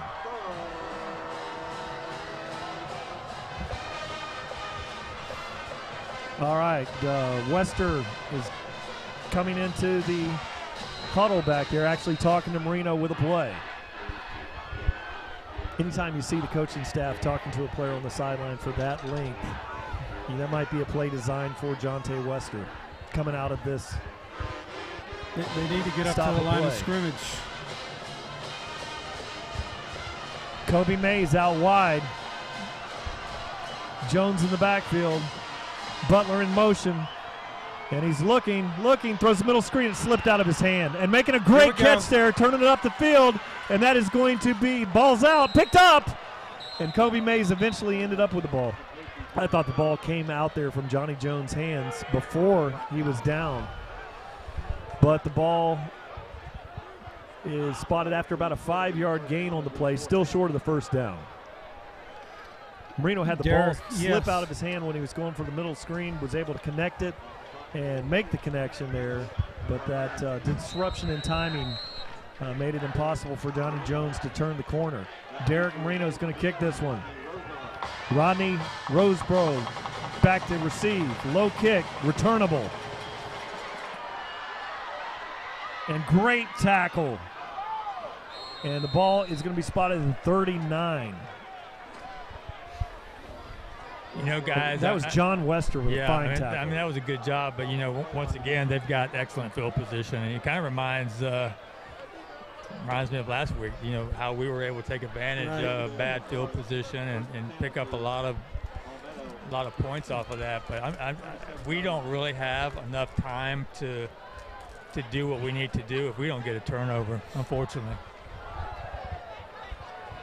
We've got to get them out quick and get the ball back and try to do something, but we don't have time for them to pick up 2 or 3 first downs here. Mike Goff is back there with Ellison Bradley, the 2 safeties. Palmetto in a 4-man front. Bembry with good penetration across the line, but again, they chip and get the block. They needed first down. Wonder with that call, looks like we were playing for the pass there on the defensive setup. They're just going to run it. I don't know why we would. I don't know why anyone would be thinking pass right now. There's absolutely no reason for Bloomingdale to throw the ball. If they throw the ball another time tonight, that would be a joke. They don't need to. 8 minutes and 27 seconds left in this. Palmetto Tigers desperately need a play here. Thompson going over the sideline to talk to the coaches. Got to watch out for some type of sleeper action, and Roseboro's back there in the backfield. So it's a wildcat formation with Roseboro. And the ball's snapped high. My goodness. Blown dead. I don't know if we had a false start or if we had offsides on the defense. Couldn't tell. It looked like Bembry might have got in there a little early. Woo, just a little bit, but. Oh, my goodness. And that's going to be Bembry across the line of the scrimmage. But you know what? In that situation. Hey, I like it. I like the aggression. Yep. I like the aggression. Force the bat snap. And he was in great position to recover that one and maybe scoop and score. He's already has one of those on the season. So now 1st and 5. Right there, yeah. He jumped just trying to make a play. Yeah, good effort. No fault there. Oh, high snap again. There it is. Get on it, Tigers. There's balls down on the ground. And Bloomingdale recovers on the 36-yard line. Yeah, that's just how the ball's been. We have not. It has has not not been been all fun. night. I mean, we can't recover that, and we've got white jerseys all over the place. The ball just won't fall our way, man. Everybody thinking scoop and score. It's 2nd and 20 on this one. And there's that high snap we've been waiting for all night. And that's what we need. We got to have a play like that to get back in this game. Yeah, and they've given us two in a row here. 2. That's it. Single safety back there is Ellison Bradley. And let's see how they sort this one out. High snap again. Ball's on the ground. He's scrambling for the sideline. Making a play over there. Big hit by Day-Day Hill. Boys, I'm going to tell you exactly what that is. That is John Bembry lining up on that center. He had the offsides because he's being so aggressive. It reminds me of his brother about 3 years ago, jumping offsides all the time, trying to put that pressure on that center, and that's exactly what's happening. This is a senior that does not want to go home. I mean, he is just playing out of his mind right now. And you've seen that from, Brian Bembry in the past. Oh, yeah. John Bembry. Brian's up there at Carson Newman now, but John Bembry making plays here at the end of this one. And it's really 6 minutes on the clock. Tigers still alive. 3rd and forever. And it's a punting situation for Thompson. It might be a quick kick. Yeah, it is. It's a quick kick. So they kick it on 3rd down. Check-up ball, and he gets a great roll, and that's how it is rolling tonight. It's going to roll down to the 4-yard line. Well, gentlemen, let me tell you something. We need to have the offensive line talk to John Bembry, and they need to come out here just like he did, and they need to have a sense of urgency right now and blow this defensive front off the line of scrimmage to give us any hope of scoring here, because we've got to score quick. Play some defense and play some defense. We need 2 scores, 3 scores, really. If we're going to run that ball, we got to do some lead blocking there, just the way Bloomingdale's doing it. We're kind of leaving that running back to make that first miss, and he's not making it. So we got to do something different. We got to bring some emotion. We got to chip. We got to do something to help these running backs get to that next level. I mean, I can't believe that they punted on 3rd down. I think I'm telling you, the coaching decisions they're making right now are just mind-boggling. It doesn't really make any sense. They could have just run the clock down some more, you would think, but can we confirm that was definitely 3rd down? It definitely was. That's what the marker showed. I was looking at the marker too, and it still shows. I was calling 3rd and forever, and that's what it was. And but the effectiveness of the kick, they were able to roll that thing down, and the clock did wind down, but you really had another play to burn some more clock. But they did come up. How many Tigers have it on the 4-yard line?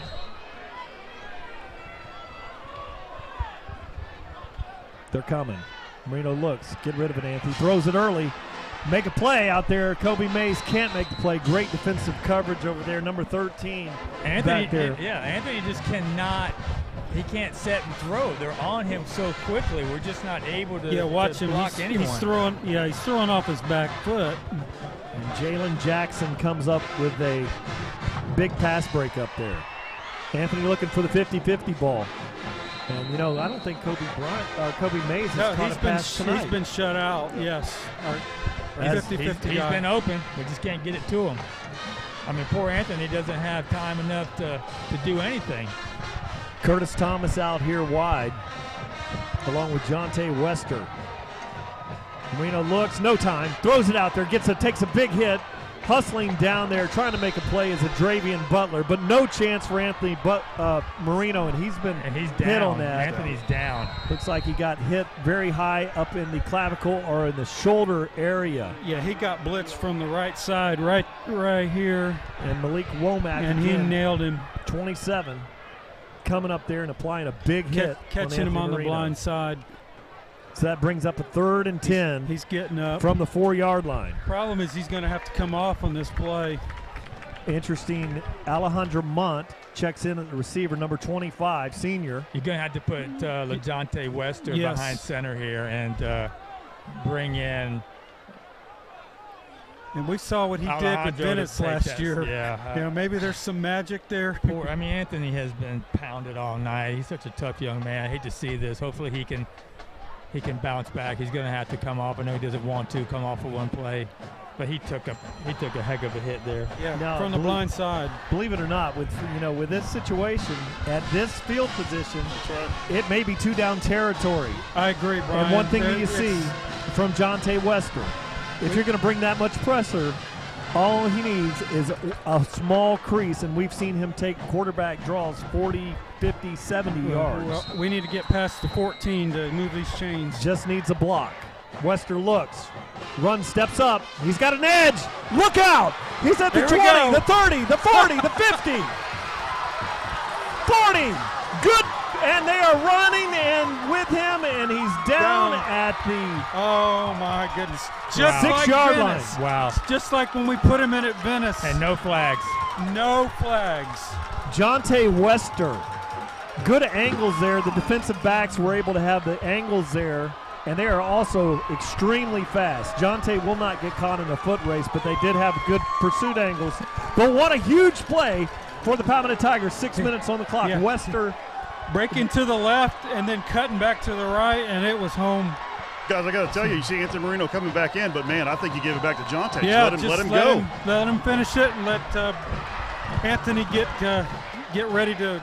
Butler coming off the sideline very late. That's probably a legal substitution. No call. Johnny Jones runs hard. He's about the half-yard line.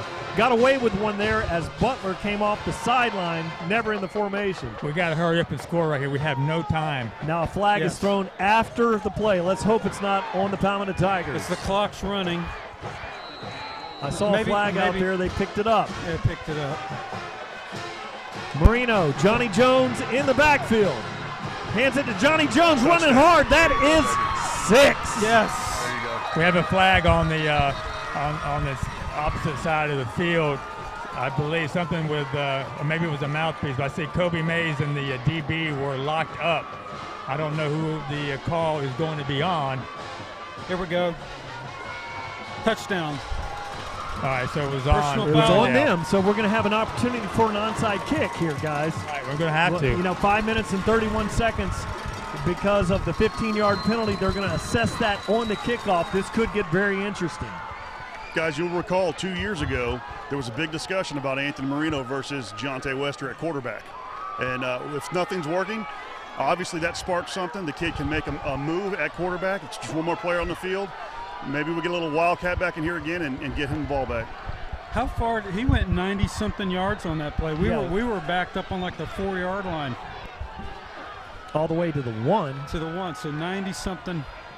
West comes out of the game early. We're having a problem getting late, but we've got 11 out there now.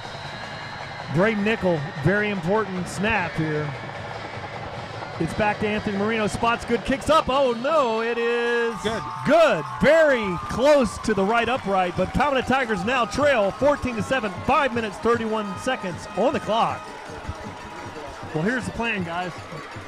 We're going to come out here. There will be the 15-yard penalty assessed after that scoring play. So the Palmetto Tigers have an opportunity for an onside kick here, or you can kick away and play defense. 5 minutes, 31 seconds on the clock. Still 2 timeouts left for the Tigers. Yeah, it's is it time to onside kick? I think it is. I don't think that we have really been able to make those critical stops that we on defense. You know, we haven't been broken per se, but you know we've been bending a lot, Kenny, and and all they had to do is just run this thing out with 5:31 to go, and we've had some issues tonight just trying to stop that running game. So if you know we're at midfield, well, really we're past 45, 45. Yeah, it might be worth the shot. I think go ahead and try it. Maybe we get lucky here and get the ball back to the offense. But I think the only onside we've had this year is the one we did on accident. Yeah, that's right. That's right. So we're the only team in the film country out to do there, an onside kick with a 69-point lead. The wind was blowing off the tee, and Gonzalez had an onside kick late in the game. Now this one, Gonzalez is the left footer. They got 7 people up front. Yeah, it doesn't look like an onside formation. Maybe a pooch kick and trying to find a soft spot out there because he can pooch kick pretty effectively. Braden Nickel in the middle of the field. And he kicks it away. And we're going to play defense, and he mashes that one and through the uprights. Well, one thing about it doesn't take any time off the clock. So, I mean, Coach Marino has going to play some defense here. He's told the defense what he expects, and now we've got to go out here. I tell you what, if John Bembry wants to play next week, he comes out with the same intensity that he did that last series, we'll get this ball back. That's it. And if you get a offsides penalty, that's going to stop the clock. You know, so if you do happen to jump offsides occasionally at this point in the game, you know, if you've ever had a shot, and especially with a 1st and 10, watch John Bembry in the middle of the field out there. Very explosive, very quick off the ball. We can only hope for more of that suspect play calling, so we'll see if they tighten up here and just play conservative. 5 minutes, 31 seconds. High snap, and they run the middle of the field. Breaking the tackle, and more. Look out, it's a foot race, and he will be caught by J.J. Hill. I can guarantee that. Tackled there at the 25, well, stepping out of bounds at the 29. You know, that's a clear touchdown, and Damian Hill, again, How many shows times? that blazing speed. It was, and really that's that was my ideal thinking as far as onside. We just have not been able to stop them, and they have eaten us up all night on the left side of the offensive line is opening up huge gaps, and they are running right through them untouched. So we've got to buckle down here. John Bembry, come through here and do your thing, baby.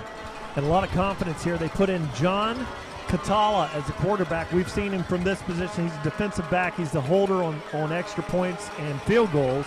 Now he's in the backfield calling the plays. Takes the ball, hands it off, looking for the edge. Look at that wide open hole. Mike Goff comes up with a tackle late. He's down to the 10-yard line. 2 plays, 70 yards. And they're knocking on the door. Well, I saw John Bembry. He came off that line hard once again, and they're just blowing us right now. They're just blowing us off the line of scrimmage and opening up huge gaps for their tailbacks to run through. So hoping and praying right now for a turnover, guys. That's all get we a can hand hope in for. there and strip that ball loose. And what confidence to have John Catala back there in the backfield at this point in the game. There's Bembry off the line of scrimmage again. Now he breaks it out wide. Look at this closing speed there. Incredible play by Mike Goff. Another senior stepping up here to try to make something happen. Now It's junior, I'm sorry. And they're being, that went to the boundary. It takes a long time from the spot. The clock's continuing When to burn. does Coach Marino start thinking about burning some timeouts? We only have 2 left, correct? Correct. I'd say you want to, after the next first down, you'd want to let this one play through at this point in the game, Rick. But that's, I know Coach Marino would love to have that extra timeout that they're going to take their time. Burn with 10 players on the field earlier. Catala awaits. And that's a direct snap. And good tackle there. Is that Brandon Waiters coming up there along with Matty Wyatt. Goodness. Whoever it was took him sideways. That was Brandon Waiters. He definitely did. He took him straight back. That was awesome. Yes. So now 3 minutes and 44 seconds remain in this one. No hurry for this Bloomingdale offense. 3rd and goal here. I know he wants to hold those timeouts, hoping that we get the offense back on the field. We're able to stop them. But I tell you what, they have a great kicker, and they are well in his range. I tell you, here, great pressure on the quarterback, John Catala, who's the holder for the extra points and the field goal back there. And in the backfield with him is Dominic Ganala back there. If they do throw the ball, out of this situation, and if you can harass the quarterback, he's not normally a quarterback, you could end up with something like a pick 6. So a really big play here for the Palmetto Tiger defense. And you got to take your hats off to the Palmetto Tiger defense, the effort that they've had. There's been this offensive line that is possessed by Bloomingdale. They're amazing. They're huge. And then the big plays that were made, the play that was just made by Mike Goff previously, where he ran down a running back that was going to go for the 21-7 lead, and able to catch him with the foot speed. You just have to take your hats off to the effort of this Palmetto Tiger defense, even though across the line of scrimmage, it's a game that's clearly been won in the trenches by the Bloomingdale Cajuns. Yeah, you really do, Brian. If you think about the 2 scorers, the 2 scorers were short fields and 16 and 15 right. yards. I mean, they really had very little property to work with, and they're giving up some big plays, but if you give them the entire field, they'll make a stop. And the Bloomingdale Raging Bulls, they look to throw, middle of the field, here it comes, wide open tight end, juggles it, catches it, touchdown. He juggled the ball, but it was able to gather that just before he crossed the goal line. And there's that small tight end, number 14, and he is a 6'3", 185-pound senior. Just running a. He juggled. Oh, that's very close. Very close. Very And close. the ref Looking was at right that on the replay there.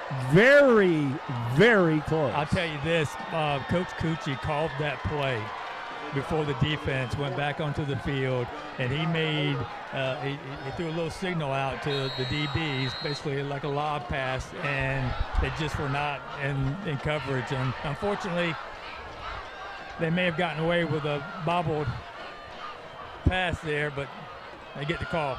Katola gets a good hold down there. Palmetto Tigers now trail in this one 21-7. Only 3 minutes on the clock, 3:08. So here's what you need.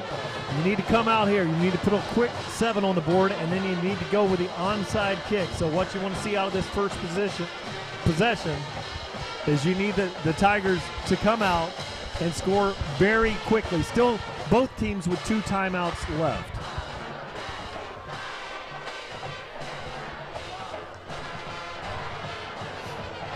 You know, I really want them to win this ball game, and the odds are against us. Not saying we can't do it, because we can if things go our way the last 3 minutes of this game, but really starting to think about our seniors tonight. You know, this is quite possibly the last game they will play in a Tiger uniform, and just really so proud of what they have done this year. Gonna come back with a different look next year, new players moving up, and maybe we can pull a little magic here before the end of this game. All right, Jacob McDonald kicking this one away.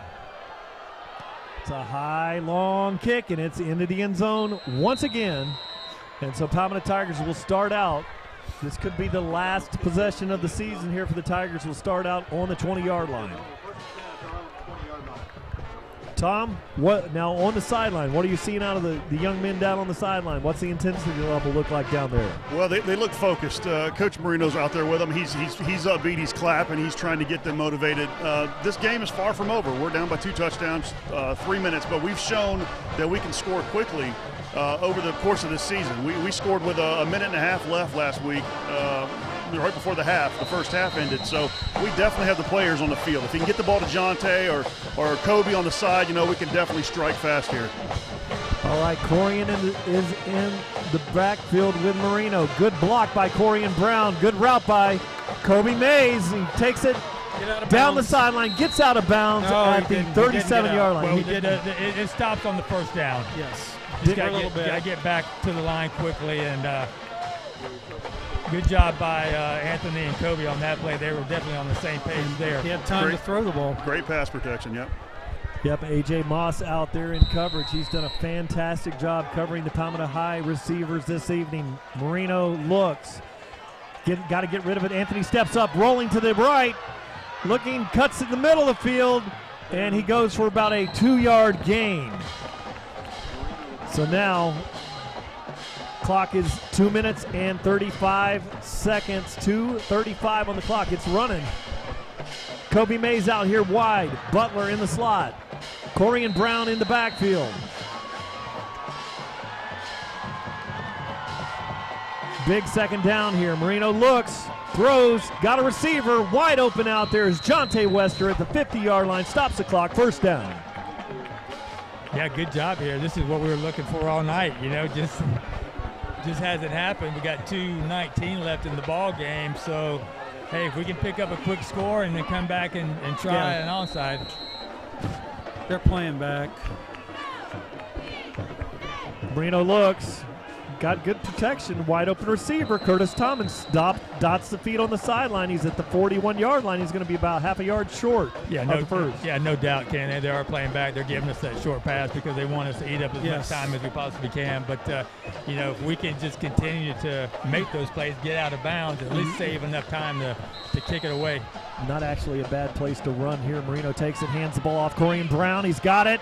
He's got a big gain on the play, stops the clock with the first down. Good play call by Anthony Marino. Coby Mays out wide. Butler in the slot. Clock is down to 2:07. Marino talking it over. Looking for Corian Brown to give him a little pass protection out there. Number 27, Malik Womack. Good block out there. Marino steps up now, throws it out there. High ball on the sideline. It's going to be thrown out of bounds, so that'll bring up a 2nd and 10. Yeah, time is really not our friend now. 154. We got to get in there quick and hope that we can at least attempt an onside kick and recover, because we're not. Even if that happens, we're not going to have much time at all, Brian. Marino in the backfield. 3 receivers out here wide to the left. Curtis Thomas wide right. Corian Brown in the backfield. Fakes it, throws it out there. Coby Mays gets a block out there from Wester. He cuts to the middle of the field. Very close to the first down, but it's just short. We're going to have to probably burn a timeout here. But they're not, and it really is going to hurt us here. 3rd and 4. It's going to hurt us. We're going to. If this was a tying score, it'd be one thing. 1:31 on the clock. Marino looks, throws it out there. Wide open receiver. Jonte Wester needs to shake a tackle. Stays in bounds. And very close. He did not step out of bounds. So the clock is going to stop for the first down. 1:22. Line up there. No huddle, Palmetto Tigers. Be ready when they spot this one. Coach Marino called a timeout, Brian. Okay, did get the timeout. So Palmetto Tigers have 1 timeout left. First down here. And the Palmetto Tiger offense is clicking now. Bloomingdale playing in a safe dime kind of defensive coverage out there, and the Palmetto Tigers moving the ball right down the field. And what you have to take what they give you, and then hope you can make a play, fake somebody out, and get a quick score. That's what we're definitely going to need to have happen here really quick.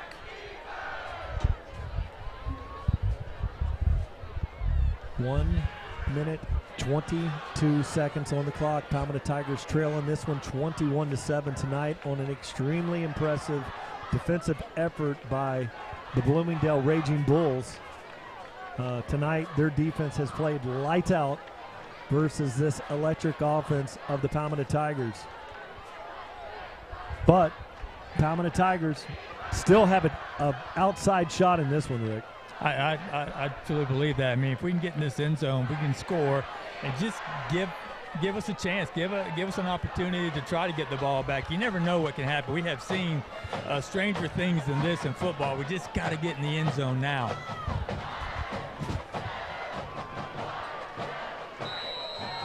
Two receivers out to the left. 3 receivers to the left, 1 single. Coby Mays out to the right. Marino looks, steps up, throws it down there, and there's a receiver out there coming back to the ball. Great defensive play. Their injured player on the field. Butler unable to come back on there. And that, again, was number 6, and he's had a great game. Levi Williams, we've seen him at DB, we've seen him at tailback, but he has had an exceptional game tonight, and he is the 5'11", 170-pound senior. Injured on the play.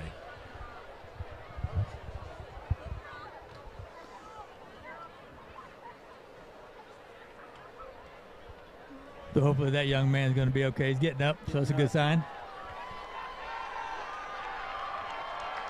1:15 on the clock. Palmetto Tigers season winding down unless there is a miracle here. Football fans, you've all seen stranger things. On a cold night here in Valrico. Ball is at the 17-yard line. 2nd 10. Look out for number 27, Malik Womack. What an amazing game he has had applying pressure on the quarterback. Marino looks, my goodness, throws it. And there, Wester makes a great circus catch. Wow. So now your Palmetto Tigers trail by. Yeah, he got hit again. Anthony got hit again. Anthony took a big shot as he released that ball and hung in there, and what a catch. That kid is coming off the right side, untouched. Every play he's untouched. And that's really hard for any quarterback to overcome. But Anthony does stay in there. He takes a heck of a hit, able to get the ball off. Jonte makes a great circus catch in the end zone, and Anthony's playing lights out here. No tomorrow. They're going to sell out and try to block this one. Marino gets the spot down, kicks up, and squeaking that inside the right upright. So your Palmetto Tigers now trail 21-14. Well, gentlemen, we're certainly going to see an onside kick. You're going to see the hands. It's time for the onside. You're going to see the hands up there. You're going to see Coby and Mike Goff and Day Hill. You got to put the speed up there. Alejandro Mont.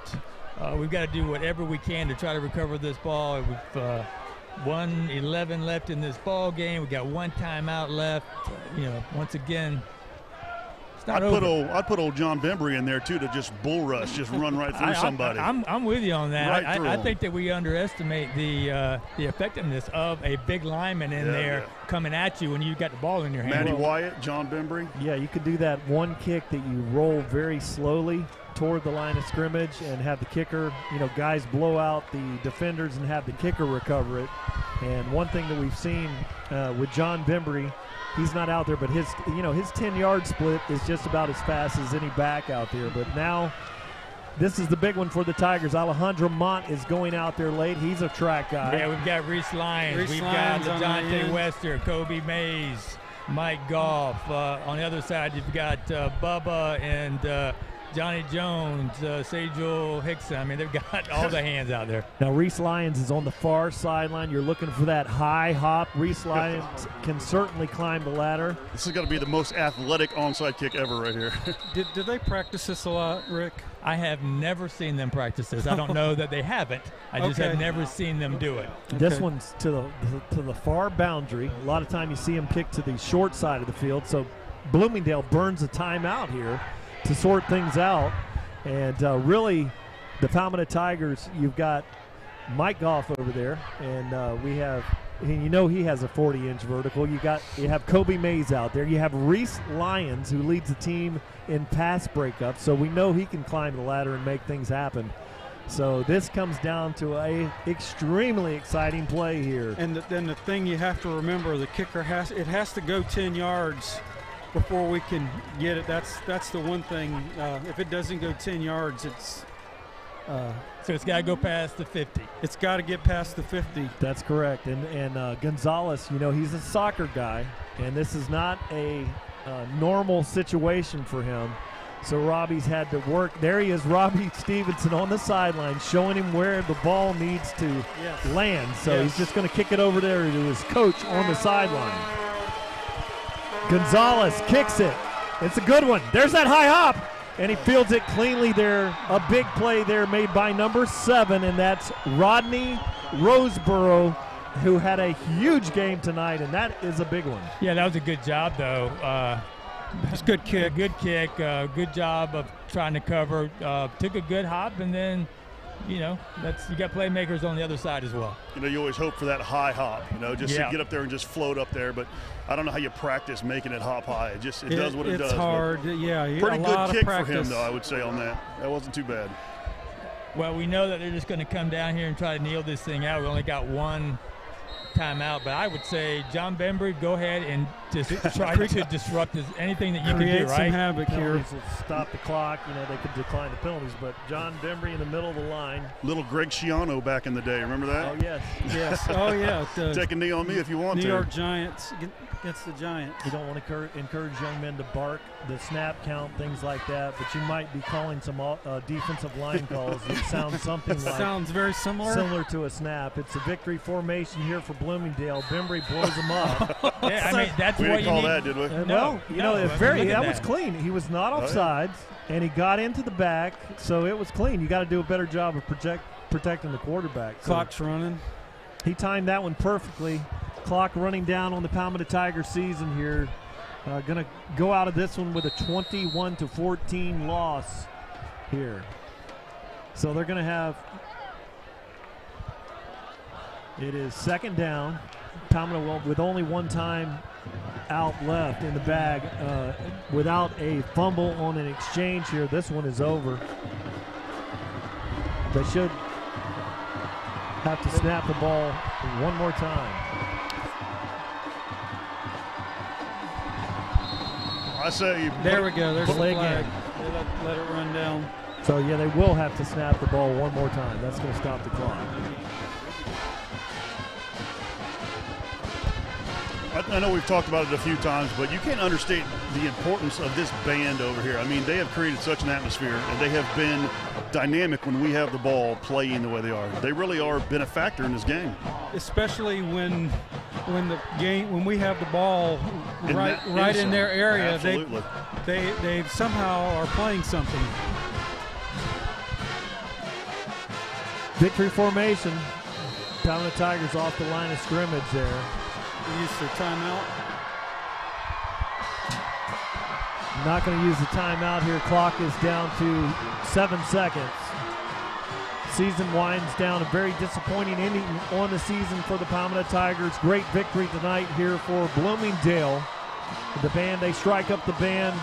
And gentlemen, what a pleasure it's been working with all of you. I think Tom Porter's probably going to go down and talk to Coach Marino. A frustrating end here, but we are so proud of the Palmetto Tigers and, you know, the football that we've had an opportunity to witness this year. And it looks like Bloomingdale will advance and be heading to Venice next week for the Class 7A Region 3 final. Riverview Rams have pulled out and defeated Manatee. That's funny. We beat Riverview, but Manatee beat us, and they're still playing in 8A. Charlotte looks like they lost tonight. Yeah, and Manatee actually has lost twice to Riverview. This will be their second loss. Yes. So I'm with you, Brian. You know, great season for the Tigers. We had opportunities tonight, just too little, too late. Very unfortunate for these young men. Really thought they could come in here tonight and pull this off and walk away here with a victory. Just didn't happen, and you got to take your hat off to Bloomingdale. That defense was they were very impressive. They were devastating tonight. They were just tenacious. They blitzed all night. We could not get anything going in the passing game. They just kept Anthony on his heels, and so we just have to, as Coach Marino says, get back in the weight room, get stronger, get faster, get ready for next year. I'm not sure if I'm coming through very clear. He went to the opposite side, so give me just a. Okay, Tom, thank you very much for catching up with Coach Marino here. And just go ahead and interrupt us here as we have the post-game report via FHSAA here from Valrico. Very exciting game, really a very tough played game by the Palmetto defense, really too much. And some stats here. It's actually closer than it looks, 339 to 302 overall. A lot of that here in the last few minutes of the game. LaJonte Wester with 90-something of it on one play. That's true, and I would believe this is very emotional for Coach Marino here. I mean, Derek and Anthony will move on to college and hopefully have a successful college career. But this team is going to look different to him starting in the spring, and I know that would be tough on me, guys. Oh yeah, definitely. Let's see what he tells them. Let's take it down to Coach Marino on the sideline.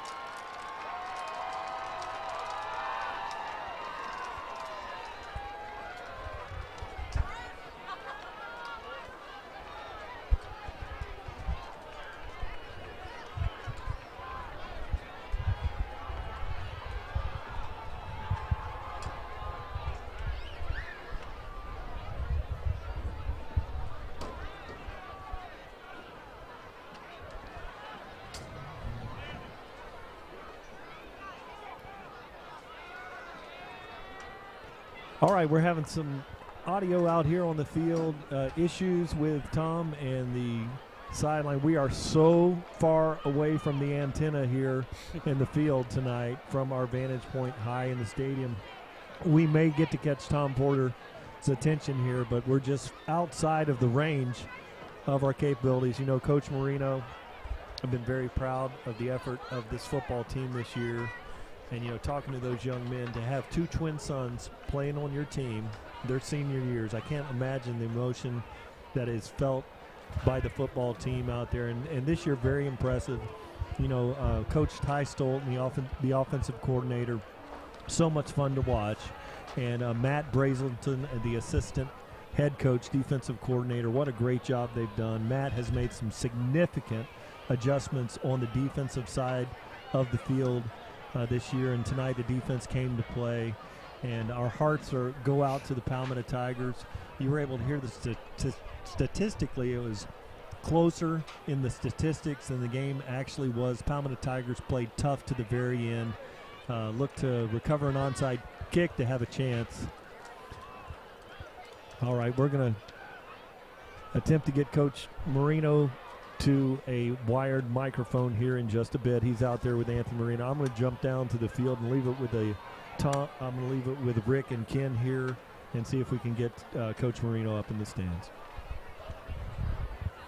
Well, you know, as we wait for Brian to walk down there and try to get an interview with Coach Marino, Kenny, I mean, this is a huge night for these seniors, and unfortunately they were not able to pull it off. But when I look at the roster and we think about, you know, some of the players we're going to lose, Corey and Brown, you know, we're going to lose. He had a great second half of the season. Awesome. Reese Lyons will be moving on. Yes. You know, Johnny, he'll be playing on Saturdays. Johnny Jones. Possibly him too. Obviously Derek and Anthony Marino will be gone. Lazavian Walker, he's a senior. John Wester played a dynamic corner all year. Really saw him come into his own and make that position his own, locking down every Friday night. Great tackling. You couldn't have asked for anything better from him. Brandon Waiters, our leading tackler. Brandon will be moving on. He will not be here next year, and that's a lot of tackles that are going to be leaving. You know, then we've got Michael, Petcher. He's gone. We've got, let me see here, looking at the roster, we've got Mike, Tyrell Lee.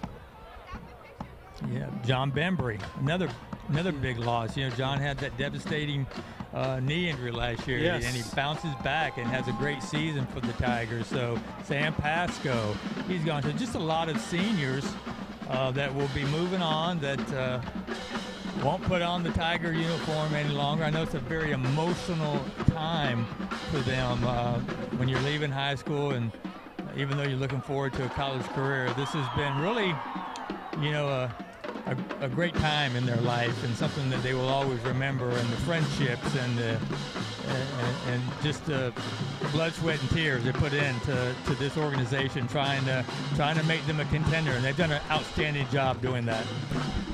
Yeah, I think so. Hey guys, I'm going to jump in real quick great. here. I'm here with Coach Marino. Coach, obviously not the ending we wanted for the season. Talk about your seniors here and what a great job they did this season in second round of the playoffs. They provided us with great leadership. What they've accomplished over these last 4 years, you know, beating Manatee, being a part of that last year, and, you know, just beating champs, you know, all the time. Spring games, fall classics, playoff games. You know, it's tough. It's tough for those seniors. They gave it everything they had. They laid it out on the field. It just, you know, offensively, we just couldn't get in a rhythm, you know, and that was frustrating. But defensively, we couldn't ask for any better performance. That's a high-powered offense over there.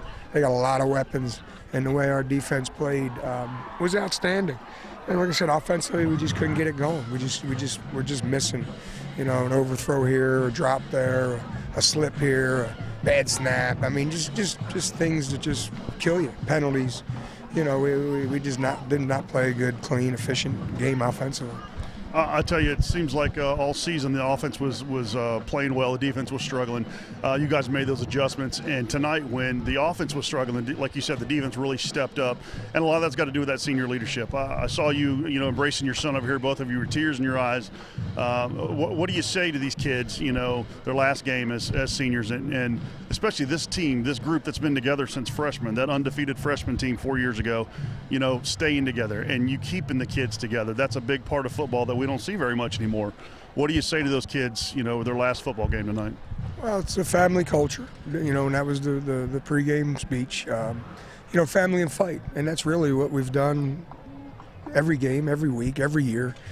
they're going to be a family. They're going to stick together. They don't point fingers, and they pick each other up, and they cover each other's backs. And like I said, offensively, we just couldn't get enough going to help our defensive brothers out there tonight. And that was the frustrating thing. And it was frustrating for Anthony.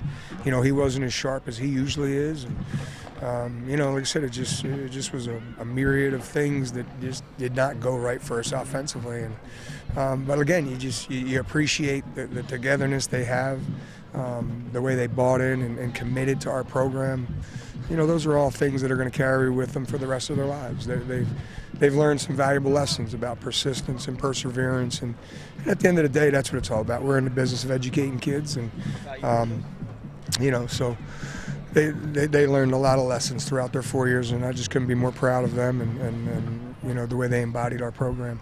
Well, Coach, I've been around Tiger football for a long time, and I got to tell you, this was a special team and special coaching staff. You guys did an awesome job. On behalf of all the Tiger fans at home and the TigerVision team here, we want to tell you guys how much we appreciate the effort, the heart that you guys all put into this, and what a great season it was. Sorry that it ended this way, but great season, great job. Thank you. Thank you. All right, guys, not much more to say than that. Coach Marino closes it out for us. Back to you.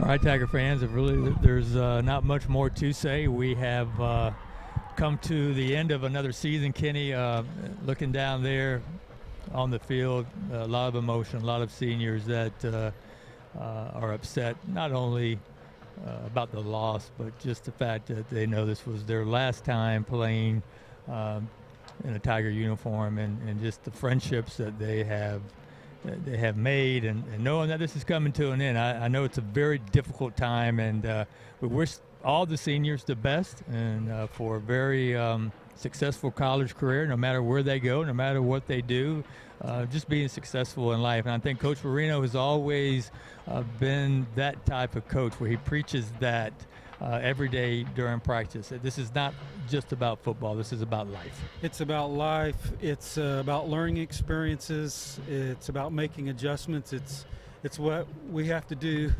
every day. And he talked about family, and it's a great culture. And it's been a great season. They got to extend it longer than we were down here to the last 16 teams playing in 7A here tonight. And just one of those crazy nights where the ball just did not bounce our way, and the offense not getting it going. So you want to read that thing out? I don't think we just need to kick it off. We just need. I want to thank the guys in the truck. They have been just awesome all year, and to